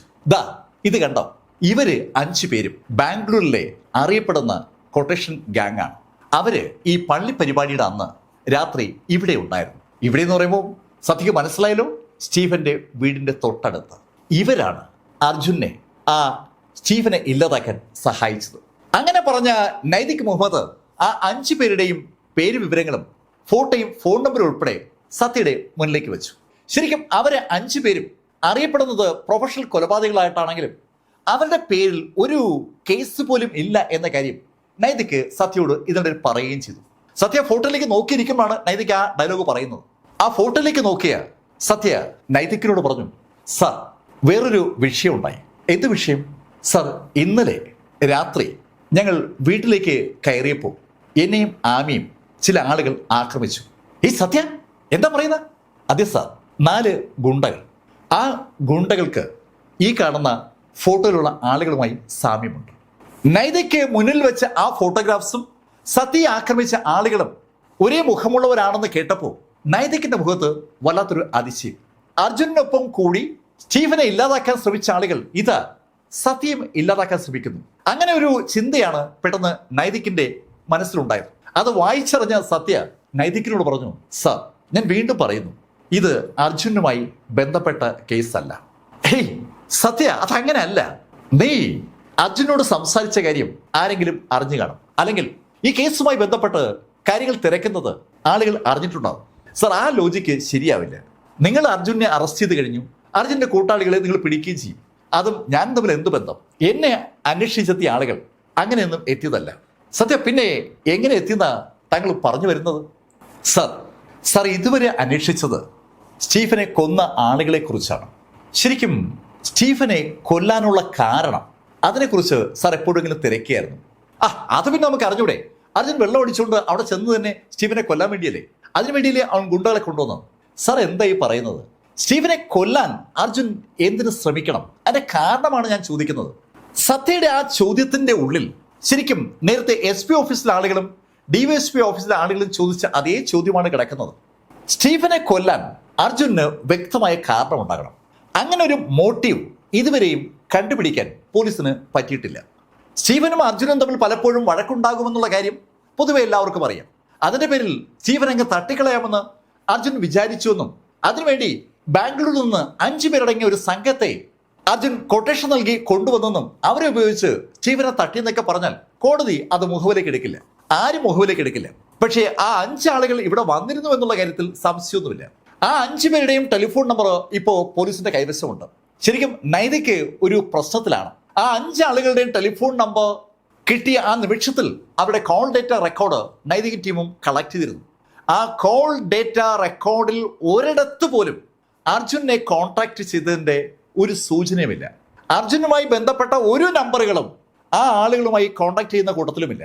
എന്ന് പറഞ്ഞാൽ അർജുൻ അവർ തമ്മിൽ ഒരു ബന്ധവുമില്ല. അങ്ങനെ ബന്ധമില്ലാതിരിക്കെ എങ്ങനെ 2 കൂട്ടരും ഒരുമിച്ച് ടെറസിന്റെ മുകളിലെത്തും?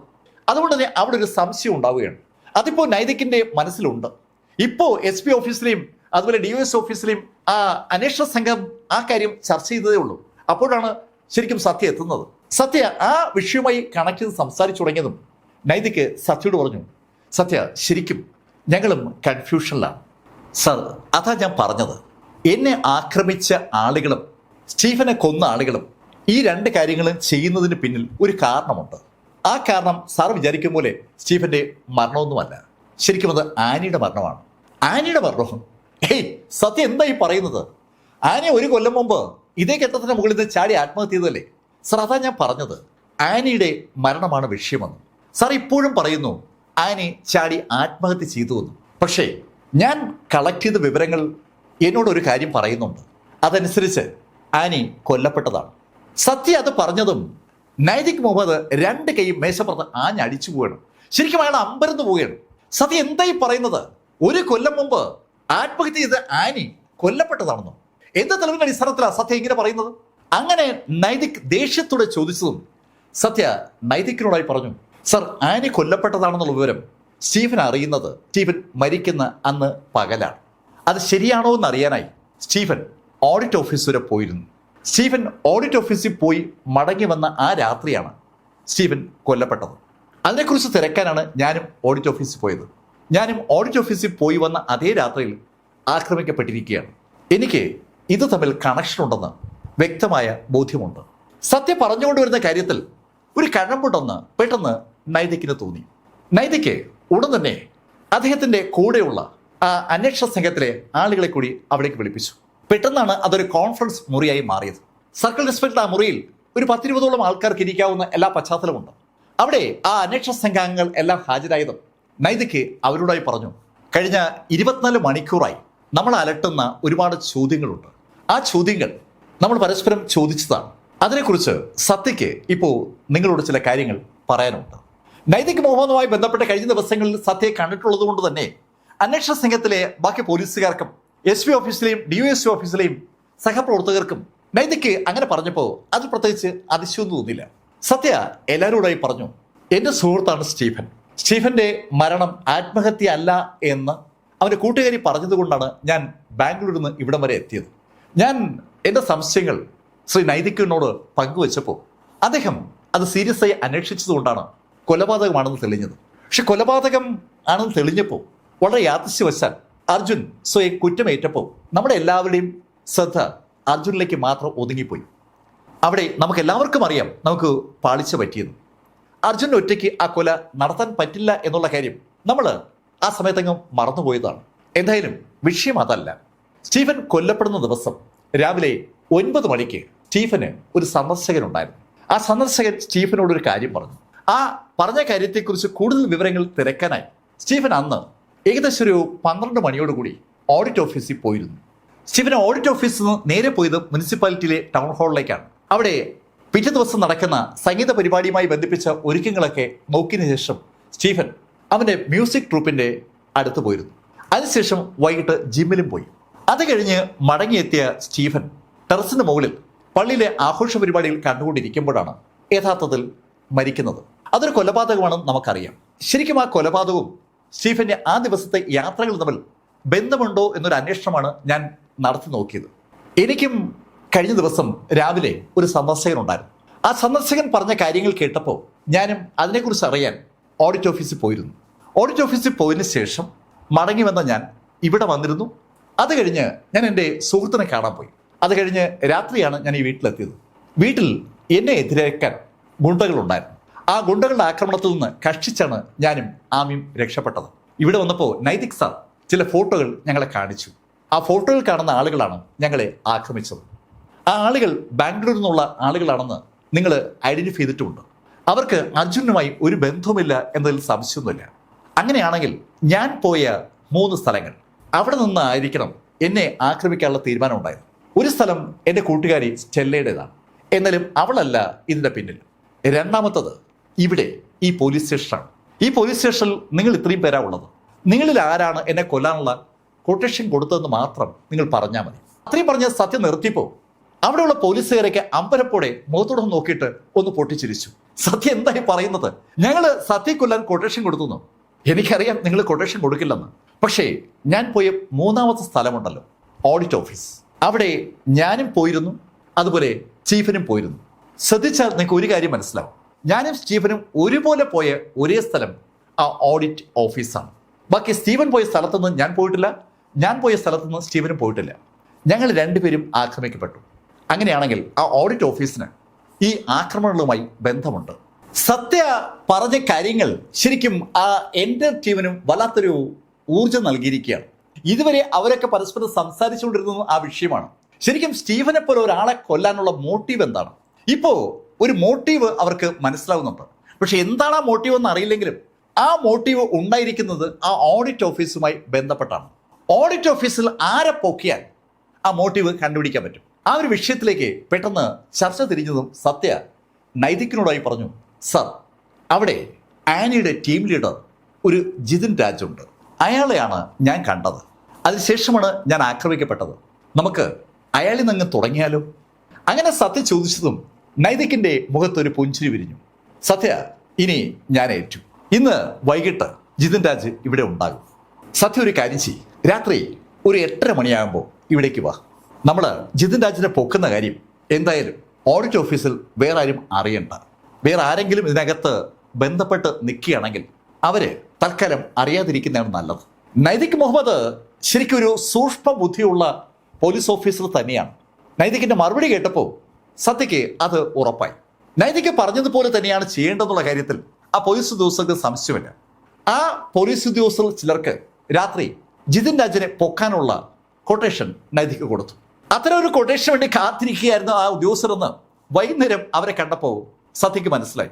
ഇൻട്രോഗേഷൻ ടീമിൽ സാക്ഷാൽ ജിതിൻ രാജ് ഉണ്ട്. ആ മുറിയിലേക്ക് നൈതിക്കും സത്യം കൂടി കയറി വരുമ്പോൾ ജിതിൻ രാജിന്റെ മുഖത്ത് വല്ലാത്ത പരിഭവമുണ്ട്. സത്യ കണ്ടതും ജിതിൻ രാജ് അമ്പരപ്പോടെ സത്യ നോക്കുകയാണ്. സർ, നിങ്ങൾ സത്യല്ലേ? അതെ, ജിതിൻ രാജിന് എൻ്റെ ഈ പേര് അങ്ങനെ മറക്കാൻ പറ്റില്ല അല്ലേ? അല്ല ജിതിൻ രാജ്, എന്നെ കൊല്ലാനുള്ള കൊട്ടേഷൻ കൊടുത്തപ്പോൾ എത്ര കിട്ടി? വളരെ ഡയറക്റ്റ് ആയിട്ടാണ് സത്യ ആ ചോദ്യം ചോദിച്ചത്. ആ ചോദ്യം കേട്ടപ്പോൾ ജിതിൻ രാജ് ഒന്ന് പരിങ്ങി. സർ, ഞാൻ ആർക്കും കൊട്ടേഷൻ കൊടുത്തില്ല. അതെനിക്കറിയാം ജിതിൻ രാജ്, നീ കൊട്ടേഷൻ കൊടുത്തിട്ടില്ല എന്നുള്ള കാര്യം ഞങ്ങൾ അറിഞ്ഞതാണ്. പിന്നെ ജിതിൻ രാജ് അറിയാത്തൊരു കാര്യം ഞാൻ ജിതിൻ രാജിനോട് പറയാം. എന്നെ കൊല്ലാൻ വന്ന ആളുകൾ തന്നെയാണ് ചീഫിനെ കൊലപ്പെടുത്തിയത്. സത്യ അത് പറഞ്ഞതും ജിതിൻ രാജിന്റെ മുഖം ശരിക്കും വിളറി. സാർ എന്തായി പറയുന്നത്? ചീഫിനെ കൊല്ലാൻ വന്ന ആളുകൾ സാറിനെ കൊല്ലാൻ വന്നെന്നോ? അങ്ങനെ ജിതിൻ രാജ് ചോദിച്ചതും അതിന് മറുപടിയായി നൈതിക്ക് ജിതിനോട് പറഞ്ഞു, ജിതിൻ, അതൊക്കെ അവിടെ നിൽക്കട്ടെ. ഞാൻ ചോദിക്കുന്ന ചോദ്യങ്ങൾക്ക് നീ ശരിയായ ഉത്തരം പറഞ്ഞാൽ ഈ കൊലക്കുറ്റത്തിൽ നിന്നെ പെടുത്താതിരിക്കാൻ ഞാനൊരു ശ്രമം നടത്താം. ഇല്ലെങ്കിൽ 1-ാം പ്രതിയായി നീ ഉണ്ടാകും. ഒരു കൊലപാതകമല്ല, 2 കൊലപാതകമാണ് നടന്നിരിക്കുന്നത്. സ്റ്റീഫനെയും സ്റ്റീഫന്റെ ഭാര്യ ആനിയും നീ ഏർപ്പാടാക്കിയ കൊട്ടേഷൻ സംഘമാണ് കൊന്നതെന്ന് തെളിയിക്കാൻ ഞങ്ങൾക്ക് ഒരു ബുദ്ധിമുട്ടും ഉണ്ടാവില്ല. നൈതിക് അത് പറയുമ്പോൾ നൈതിക്കിന്റെ കണ്ണുകളിലേക്ക് നോക്കുന്ന ആർക്കും അത് ഉറപ്പിക്കാം. നൈതിക് പറയുന്നത് പോലെ ചെയ്യുമെന്നും. അത് കേട്ട ജിതിൻ ശരിക്കും ഒന്ന് കിടുങ്ങി. അവൻ നൈതിക്കിനോട് പറഞ്ഞു, സർ, ഞാനല്ല കൊട്ടേഷൻ കൊടുത്തത്. ജിതിൻ, നീ കൊട്ടേഷൻ കൊടുത്തോ ഇല്ലയോ എന്നുള്ളത് ഞങ്ങളുടെ വിഷയമേ അല്ല.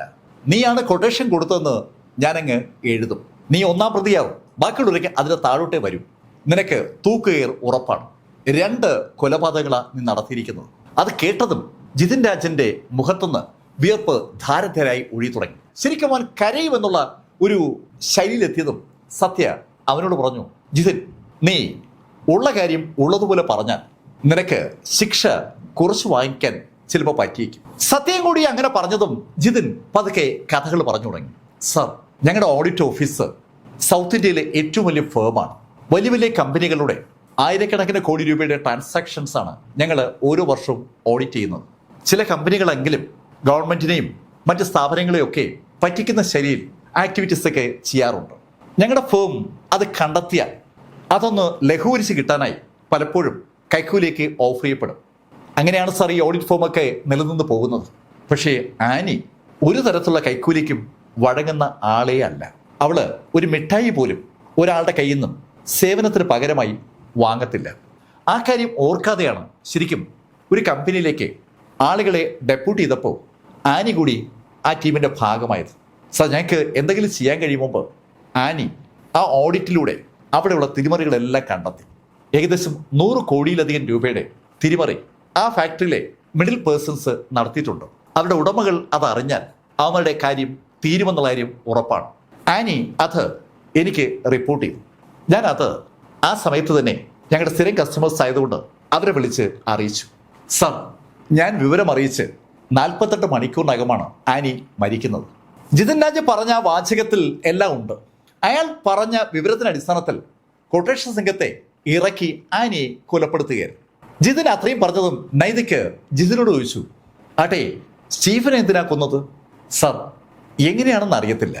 ആനി മരിച്ച് ഏകദേശം 1 കൊല്ലം ആകാറായപ്പോൾ, കൃത്യമായി പറഞ്ഞാൽ 1 കൊല്ലമായ ആ ദിവസം സ്റ്റീഫൻ രാവിലെ ഏകദേശം ഒരു 10 മണിയോടുകൂടി ഞങ്ങളുടെ ഓഫീസിൽ വന്നിരുന്നു. അവൻ വന്നുപെട്ടത് എൻ്റെ മുന്നിലാണ്. എന്നോട് അവൻ ചോദിച്ചത് ആനിയെക്കുറിച്ചും ആനി അവസാനം നടത്തിയ ഓഡിറ്റിനെ കുറിച്ചും ആനിക്ക് ഓഡിറ്റുമായി ബന്ധപ്പെട്ട് മരിക്കുന്ന ദിവസങ്ങളിൽ എന്തെങ്കിലും വിഷയം ഉണ്ടായിരുന്നു എന്നാണ്. ശരിക്കും സ്റ്റീഫൻ എന്തോ അറിഞ്ഞുവെന്ന് എനിക്ക് മനസ്സിലായതും ഞാൻ അങ്ങനെയൊന്നും ഇല്ല എന്ന് പറഞ്ഞ് സ്റ്റീഫനെ യാത്രയാക്കിയിട്ട് വിവരം ആ ആളുകളെ അറിയിച്ചായിരുന്നു. സർ, അന്ന് രാത്രിയിലാണ് സ്റ്റീഫൻ കൊല്ലപ്പെട്ടത്. ജിതിൻ രാജ് ഇൻഫർമേഷൻ കൊടുത്ത ആളുകൾ കൊട്ടേഷൻ ഗ്യാങ്ങിനെ ഇറക്കി സ്റ്റീഫനെ കൊല്ലിച്ചിരിക്കുകയാണ്. സ്റ്റീഫനെ കൊല്ലാൻ തീരുമാനമെടുത്ത ആളുകൾ അത് നടപ്പിലാക്കാനായി 12 മുതൽ 14 മണിക്കൂർ സമയം മാത്രമേ എടുത്തിട്ടുള്ളൂ. അതിവേഗത്തിലാണ് കാര്യങ്ങൾ നടന്നിരിക്കുന്നത്. സ്റ്റീഫനെ കൊല്ലാനായി ആളുകളെ ബാംഗ്ലൂരിൽ നിന്ന് വിമാനത്തിൽ കൊച്ചിയിൽ ഇറക്കിയിരിക്കുകയാണ്. നെടുമ്പാശ്ശേരി എയർപോർട്ടിൽ ഇറങ്ങിയ ആ വാടക കൊലയാളികൾ സ്റ്റീഫന്റെ വീടിന് സമീപത്തുള്ള ആ പള്ളി ഉത്സവത്തിന്റെ മറ പിടിച്ചുകൊണ്ട് സ്റ്റീഫന്റെ വീട്ടിൽ കയറിപ്പറ്റി സ്റ്റീഫനെ അവസാനിപ്പിച്ചതാണ്. പോലീസിന് ഇപ്പോൾ കാര്യങ്ങൾ ഏകദേശം വ്യക്തമാവുകയാണ്. ഇനി അറിയേണ്ടത് ഏതാണ് ആ ഫാക്ടറി എന്നും ആരാണ് ആ കുറ്റകൃത്യങ്ങൾക്ക് കൂട്ടുനിന്നുമാണ്. ആ വിവരം പറയാൻ ജിതിൻ രാജിന് ഒരു മടി. സൗത്ത് ഇന്ത്യയെ മുഴുവൻ പടർന്നു കിടക്കുന്ന ഒരുപാട് സ്ഥാപനങ്ങളുടെ ഓഡിറ്റ് നടത്തുന്ന ആ സ്ഥാപനത്തിലെ ഒരു ടീം ലീഡറായ ജിതിൻ രാജ് ഒരു കാരണവശാലും പുറത്തു പറയാൻ പാടില്ലാത്ത ഒരു രഹസ്യമാണ് പോലീസിനോട് പറയേണ്ടത്. എന്തായാലും ഏതാനും മണിക്കൂർ നേരത്തെ നിരന്തരമായ ഭീഷണിക്കൊടുവിൽ ജിതിൻ രാജ് അവസാനം ആ സ്ഥാപനത്തിന്റെ പേര് പറഞ്ഞു. ആ ഇൻഡസ്ട്രിയുടെ പേര് ശരിക്കും ഒരു ഞെട്ടലോട് കൂടിയാണ് നൈതിക് മുഹമ്മദും ടീമും കേൾക്കുന്നത്. ഇന്ത്യയുടെ ഇടതും വലതും കടലാണ്. ഒരു വശത്ത് അറബിക്കടലും മറുഭാഗത്ത് ബംഗാൾ ഉൾക്കടലുമാണ്. ഈ 2 കടലിനെ ചേർത്ത് പിടിച്ചുകൊണ്ടൊരു മാല പോലെ സ്ഥാപനങ്ങളുള്ള വലിയൊരു മൾട്ടി നാഷണൽ കമ്പനിയുടെ പേരാണ് യഥാർത്ഥത്തിൽ നൈതിക് മുഹമ്മദിനോട് ജിതിൻ രാജ് പറഞ്ഞത്. അവര് നമ്മളുടെ ബംഗാൾ ഉൾക്കടലിൽ നിന്നും അതുപോലെ അറേബ്യൻ കടലിൽ നിന്നും ഇഷ്ടംപോലെ കപ്പലുകളിൽ മത്സ്യവും അനുബന്ധ സംഭവങ്ങളും ശേഖരിക്കുകയും അതിനെ പ്രോസസ്സ് ചെയ്ത് ലോകം മുഴുവൻ അയക്കുകയും ചെയ്യുന്ന സ്ഥാപനമാണ്. ആയിരക്കണക്കിന് കോടി രൂപയുടെ ടേൺ ഓവർ ഉള്ള ഒരു കൂറ്റൻ ശൃംഖലയാണ് അവരുടെ ആ ബിസിനസ് എന്ന് പറയുന്നത്. ഇതുമായി കണക്ട് ചെയ്തുകൊണ്ട് അവർക്ക് വേറെ ഒരുപാട് ബിസിനസ് ഉണ്ട്. എല്ലാ ദിവസവും അവരുടെ പരസ്യം പത്രങ്ങളിൽ ഉണ്ടാവും. ശരിക്കും നൈതിക് മുഹമ്മദിന്റെ മേശപ്പുറത്ത് കിടക്കുന്ന ആ അന്നത്തെ പത്രത്തിലും അവരുടെ പരസ്യമുണ്ട്. നൈതിക് രാവിലെ പരസ്യം കണ്ടതാണ്. ഫ്രഷ് ഫിഷിന് അങ്ങനെ ഫ്രഷ് എന്ന് ചേർത്തുകൊണ്ട് ഒരുപാട് പരസ്യമാണ് അവരുടേതായി അന്ന് പത്രത്തിലുള്ളത്. ലോകമെമ്പാടും പടർന്ന് പന്തലിച്ചിരിക്കുന്ന ഒരു സീ ഫുഡ് ബിസിനസ് ശൃംഖലയിലാണ് ഓഡിറ്റ് ആവശ്യത്തിനായി ആനി എത്തിയത്. ആ ഓഡിറ്റ് നടത്തുന്നതിനിടയിൽ ആനി ചില കാര്യങ്ങൾ കണ്ടെത്തുന്നത് ഈ ഫുഡ് ഐറ്റംസ് പ്രിസർവ് ചെയ്യാനായി പ്രിസർവേറ്റീവ്സ് ഉപയോഗിക്കും. ആ പ്രിസർവേറ്റീവ്സിന്റെ അളവ് വളരെ വ്യക്തമായി നിഷ്കർഷിക്കപ്പെട്ടിട്ടുള്ള ഒരു ക്വാണ്ടിറ്റിയാണ്. ആ അളവിൽ മാറ്റം വരുത്താം, പ്രിസർവേറ്റീവ്സിനും മാറ്റം വരുത്താം. അത് രണ്ടും പ്രോഡക്റ്റിന്റെ ദൈർഘ്യം കൂട്ടും, ലൈഫ് കൂട്ടും. പക്ഷെ അങ്ങനെ കൂട്ടാൻ പാടില്ല എന്നാണ് നിയമം. അങ്ങനെ കൂട്ടിയാൽ കൂടുതൽ കാലം അവരുടെ പ്രോഡക്റ്റ് നിലനിൽക്കുകയും വിറ്റുപോവുകയും ചെയ്യും. ചെറിയൊരു തിരിമറിയാണ്. ശരിക്കും ആ കമ്പനിയുടെ തലപ്പത്തുള്ള ആളുകൾ അറിഞ്ഞിട്ടാണോ അത് ചെയ്യുന്നത് ചോദിച്ചാൽ പറയാൻ പറ്റത്തില്ല. എന്തായാലും ആ തിരിമറി നടത്തുന്ന ആളുകൾ ഒരു മിഡിൽമെൻ ടീമാണെന്ന് പറയാം. അവർക്ക് വ്യക്തമായ ഒരു ടാർഗറ്റ് ഉണ്ട്. ആ ടാർഗറ്റ് കംപ്ലീറ്റ് ചെയ്യാൻ വേണ്ടി അവർ നടത്തുന്ന തിരിമറിയുടെ ഭാഗമായിട്ടാണ് ഈ പ്രിസർവേറ്റീവ്സുമായി ബന്ധപ്പെട്ടുകൊണ്ട് ഒരു കളി കളിച്ചിരിക്കുന്നത്. ചെറിയൊരു കളിയാണ്. പക്ഷെ ആ കളിയിൽ ആ സ്ഥാപനത്തിനുണ്ടാകുന്ന ലാഭം 100 കണക്കിന് കോടി രൂപയാണ്. അത് മുകളിലുള്ള ആളുകൾക്ക് ലാഭം കൊടുക്കുന്ന പോലെ ആ മിഡിൽമെനും ലാഭം കൊടുക്കുന്നുണ്ട്. ആ കാര്യമാണ് ആനി കണ്ടെത്തിയിരുന്നത്. ആനി അത് ഒരു സോഷ്യൽ ഇഷ്യൂ ആയതുകൊണ്ട് തന്നെ വ്യക്തമായി രേഖപ്പെടുത്തി ആ കാര്യങ്ങളൊക്കെ ജിതിൻ രാജിന് ഹാൻഡ് ഓവർ ചെയ്തിരുന്നു. അതുകൊണ്ടാണ് ജിതിൻ രാജ് ആ കാര്യം അയാളുടെ സുഹൃത്തുക്കളെ അറിയിച്ചത്. ഇനി അടുത്ത ടാസ്ക് എന്ന് പറയുന്നത് ആ സ്ഥാപനത്തിൽ നിന്ന് ആ ആളുകളെ പൊക്കുക എന്നുള്ളതാണ്. അതോടൊപ്പം ആ ഗുണ്ടകളെ പൊക്കുകയും വേണം. ഇപ്പോൾ 2 ടാസ്ക്കാണുള്ളത്. കൊച്ചി ആസ്ഥാനമായിട്ടുള്ള ആ കമ്പനിയുടെ ഓഫീസിൽ റെയ്ഡ് നടത്തി ആ തിരിമറിക്ക് കൂട്ടുനിന്ന ആളുകളെ പിടിക്കണം. അതോടൊപ്പം ഈ കൊലപാതകങ്ങൾ നടത്തിയ ആ വാടക കൊലയാളികളെ പിടിക്കണം. ആ വാടക കൊലയാളികൾക്ക് മറ്റു വാടക കൊലയാളികളെ പോലെ തന്നെ ഒരു പ്രത്യേകത ഉണ്ട്. ഒരു അസൈൻമെന്റിന് വേണ്ടി അവരൊരു ടെലിഫോൺ നമ്പർ എടുത്തു കഴിഞ്ഞാൽ ആ അസൈൻമെന്റ് തീരുന്നതോടുകൂടി ആ ടെലിഫോൺ നമ്പറും അവസാനിക്കും, ആ മൊബൈൽ ഫോണും അവസാനിക്കും. അവർ ആ ടെലിഫോൺ നമ്പർ ഉപയോഗിച്ചു, ആ മൊബൈൽ ഉപയോഗിച്ചു ട്രേസ് ചെയ്യാൻ പറ്റത്തേയില്ല. അവരെ പിന്നെ കണ്ടുകിട്ടത്തേയില്ല. അത് പോലീസിന് അറിയാം. പോലീസ് അക്കാര്യം സത്യയോട് പറഞ്ഞതും സത്യ നൈതിക്കിനോട് പറഞ്ഞു, അവരെ പിടികൂടുന്ന ജോലി ഞാൻ ഏറ്റു. നിങ്ങൾ കൊച്ചി ബേസ് ചെയ്തുള്ള ആ ടീമിനെ ഒന്ന് പൊക്കാൻ നോക്ക്. അങ്ങനെ പറഞ്ഞ സത്യ നൈതിക്കിനോട് യാത്ര പറഞ്ഞ് അവിടെ നിന്ന് ഇറങ്ങി. സത്യയും ആമിയും കാറിൽ അവരുടെ വീട്ടിലേക്ക് പോകുമ്പോൾ ആമി സത്യയോട് ചോദിച്ചു, സത്യ നമ്മൾ അവരെ എങ്ങനെ പൊക്കും? അങ്ങനെ ആമി ചോദിച്ചതും സത്യ വാഹനം ഒരു വശത്തേക്ക് ഒതുക്കി. അതിനുശേഷം ആമിയോട് സത്യ പറഞ്ഞു, നീ ഡ്രൈവ് ചെയ്യും, ഞാൻ ചില ജോലികൾ ചെയ്യാം. ആമി വാഹനം ഡ്രൈവ് ചെയ്ത് തുടങ്ങിയോടുകൂടി സത്യ നേരത്തെ അവിടെ സ്റ്റേഷനിൽ വെച്ച് നൈതിക് മുഹമ്മദ് സത്യയെ കാണിച്ച ഫോട്ടോകളുടെ കോപ്പി സത്യ എടുത്തിരുന്നത് ബാംഗ്ലൂരിലെ ഒരു നമ്പറിലേക്ക് സെൻഡ് ചെയ്തു. ആ എല്ലാ സാധനങ്ങളും സെൻഡ് ചെയ്തതിന് ശേഷം സത്യ ആ നമ്പറിലേക്ക് വിളിച്ചു. ഫോൺ കണക്ട് ആയതും സത്യ അയാളോട് സംസാരിച്ചു തുടങ്ങി. ജാക്കി, സാർ പറയണ സാർ, മറുഭാഗത്തുനിന്ന് ശബ്ദം കേൾക്കുന്നുണ്ട്. ജാക്കി, ഞാനിപ്പോ നിനക്ക് ചില വിവരങ്ങൾ അയച്ചിട്ടുണ്ട്. എനിക്ക് ആ ഫോട്ടോയിൽ കാണുന്ന എല്ലാ ആളുകളെയും ജീവനോടെ വേണം. ഓക്കെ സാർ, ഞാൻ അത് ചെയ്യാം. അങ്ങനെ പറഞ്ഞ് ജാക്കി ഫോൺ കട്ട് ചെയ്തു. ജാക്കി ഫോൺ കട്ട് ചെയ്തതും വാഹനം ഓടിക്കുന്ന ആമി സത്യയോട് ചോദിച്ചു, സത്യ, ആ ജാക്കി ഞങ്ങളെ ആക്രമിക്കാൻ വന്ന ആ ഗുണ്ടയല്ലേ? ആ അത് തന്നെ, ആ ടീം ലീഡർ ഇപ്പോൾ എൻ്റെ അടുത്ത ആളാണ്. ഹേയ് സത്യ, അത് കൊള്ളാമല്ലോ. എന്നെ രക്ഷിക്കാൻ വന്നിട്ട് സത്യ ഗുണ്ടകളുമായി കമ്പനി ഉണ്ടാക്കിയാണോ? ഏഹേ ആമി, എൻ്റെ പ്രൊഫഷൻ നിനക്കറിയാമല്ലോ. എനിക്ക് എല്ലാ സ്ഥലത്തും ഇതുപോലുള്ള ആളുകളുമായി കണക്ഷൻ ഉണ്ടാകും. എന്തായാലും അവൻ ഞാൻ വിചാരിക്കുന്ന ശൈലിയിൽ മിടുക്കനാണെങ്കിൽ ആ 5 പേരെയും അവൻ്റെ ടീം പൊക്കും. സത്യ പറഞ്ഞത് തന്നെ സംഭവിച്ചു. പിറ്റേന്ന് വൈകുന്നേരം സത്യയ്ക്ക് ഒരു കോള് കിട്ടി. ജാക്കിയുടെ കോളാണ്. സാർ, 5 പേരും ഞങ്ങളുടെ കസ്റ്റഡിയിലുണ്ട്. ഓക്കെ ജാക്കി, അവരെ നീ കൊച്ചിയിലേക്ക് കൊണ്ടുപോവാ. പിറ്റേ ദിവസം നേരം പുലരുമ്പോൾ ആ 5 ആളുകളുമായി ജാക്കി ടീമും കൊച്ചിയിലെത്തി. ഈ സമയത്ത് കൊച്ചിയിലെ ഫാക്ടറി റെയ്ഡ് നടത്തിയ നൈതിക് മുഹമ്മദിൻ ടീമും അവിടെ നിന്ന് ജിതിൻ രാജ് പറഞ്ഞ ആളുകളെയും പൊക്കി. അന്ന് വൈകുന്നേരത്തെ സകല വാർത്തകളും ആ ഒരൊറ്റ വിഷയത്തിലേക്കാണ് കേന്ദ്രീകരിച്ചത്. സ്റ്റീഫനെ കൊന്നത് അർജുൻ അല്ല, സ്റ്റീഫനെ കൊന്നത് സീ ഫുഡ് ഇൻഡസ്ട്രിയിലെ ജനറൽ മാനേജർ തോമസ് സെബാസ്റ്റ്യനും അദ്ദേഹത്തിന്റെ സംഘാംഗങ്ങളുമാണ്. അതിന്റെ കാരണവും വളരെ വിശദമായിട്ട് തന്നെ ഓൺലൈൻ പത്രങ്ങളിലും അതുപോലെ TV ചാനലുകളും വരികയാണ്. വളരെ സെൻസേഷണലായ ഒരു കൊലപാതകത്തിന് അതീവ സെൻസേഷണലായ ഒരു ഉത്തരമാണ് ശരിക്കും പത്രങ്ങൾ നൽകിയത്. തോമസ് സെബാസ്റ്റ്യനും ടീമും എന്തിന് സ്റ്റീഫനെ കൊന്നു എന്നുള്ള കഥ വളരെ വിശദമായിട്ട് തന്നെയാണ് ചാനലുകൾ അവതരിപ്പിച്ചുകൊണ്ടിരിക്കുന്നത്. തോമസ് സെബാസ്റ്റ്യന്റെ നേതൃത്വത്തിൽ പ്രിസർവേറ്റീവ്സിൽ കള്ളം കാണിച്ച് വൻതോതിൽ സീ ഫുഡ് കൂടുതൽ കാലം സൂക്ഷിക്കുന്ന ഒരു പരിപാടിയുണ്ട്. അതുവഴി ശരിക്കും ആരോഗ്യത്തിന് ഹാനികരമായ സീ ഫുഡാണ് ഇന്ത്യയിലെമ്പാടും വിൽക്കുന്നത്. ഇന്ത്യയിലെമ്പാടുമെന്ന് തീർത്തു പറയാൻ ഒരു കാരണമുണ്ട്. ഇന്ത്യക്ക് പുറത്തേക്ക് എക്സ്പോർട്ട് ചെയ്യാനായി അവർ തയ്യാറാക്കുന്ന ഫുഡ് ഐറ്റംസിൽ ആ പ്രിസർവേറ്റീവ് ആ അളവിലെല്ലാം ഉപയോഗിക്കുക. മറ്റ് രാജ്യങ്ങളുടെ സ്റ്റാൻഡേർഡ് എന്താണോ അതിനനുസരിച്ചായിരിക്കും പ്രിസർവേറ്റീവ് ചേർക്കുക.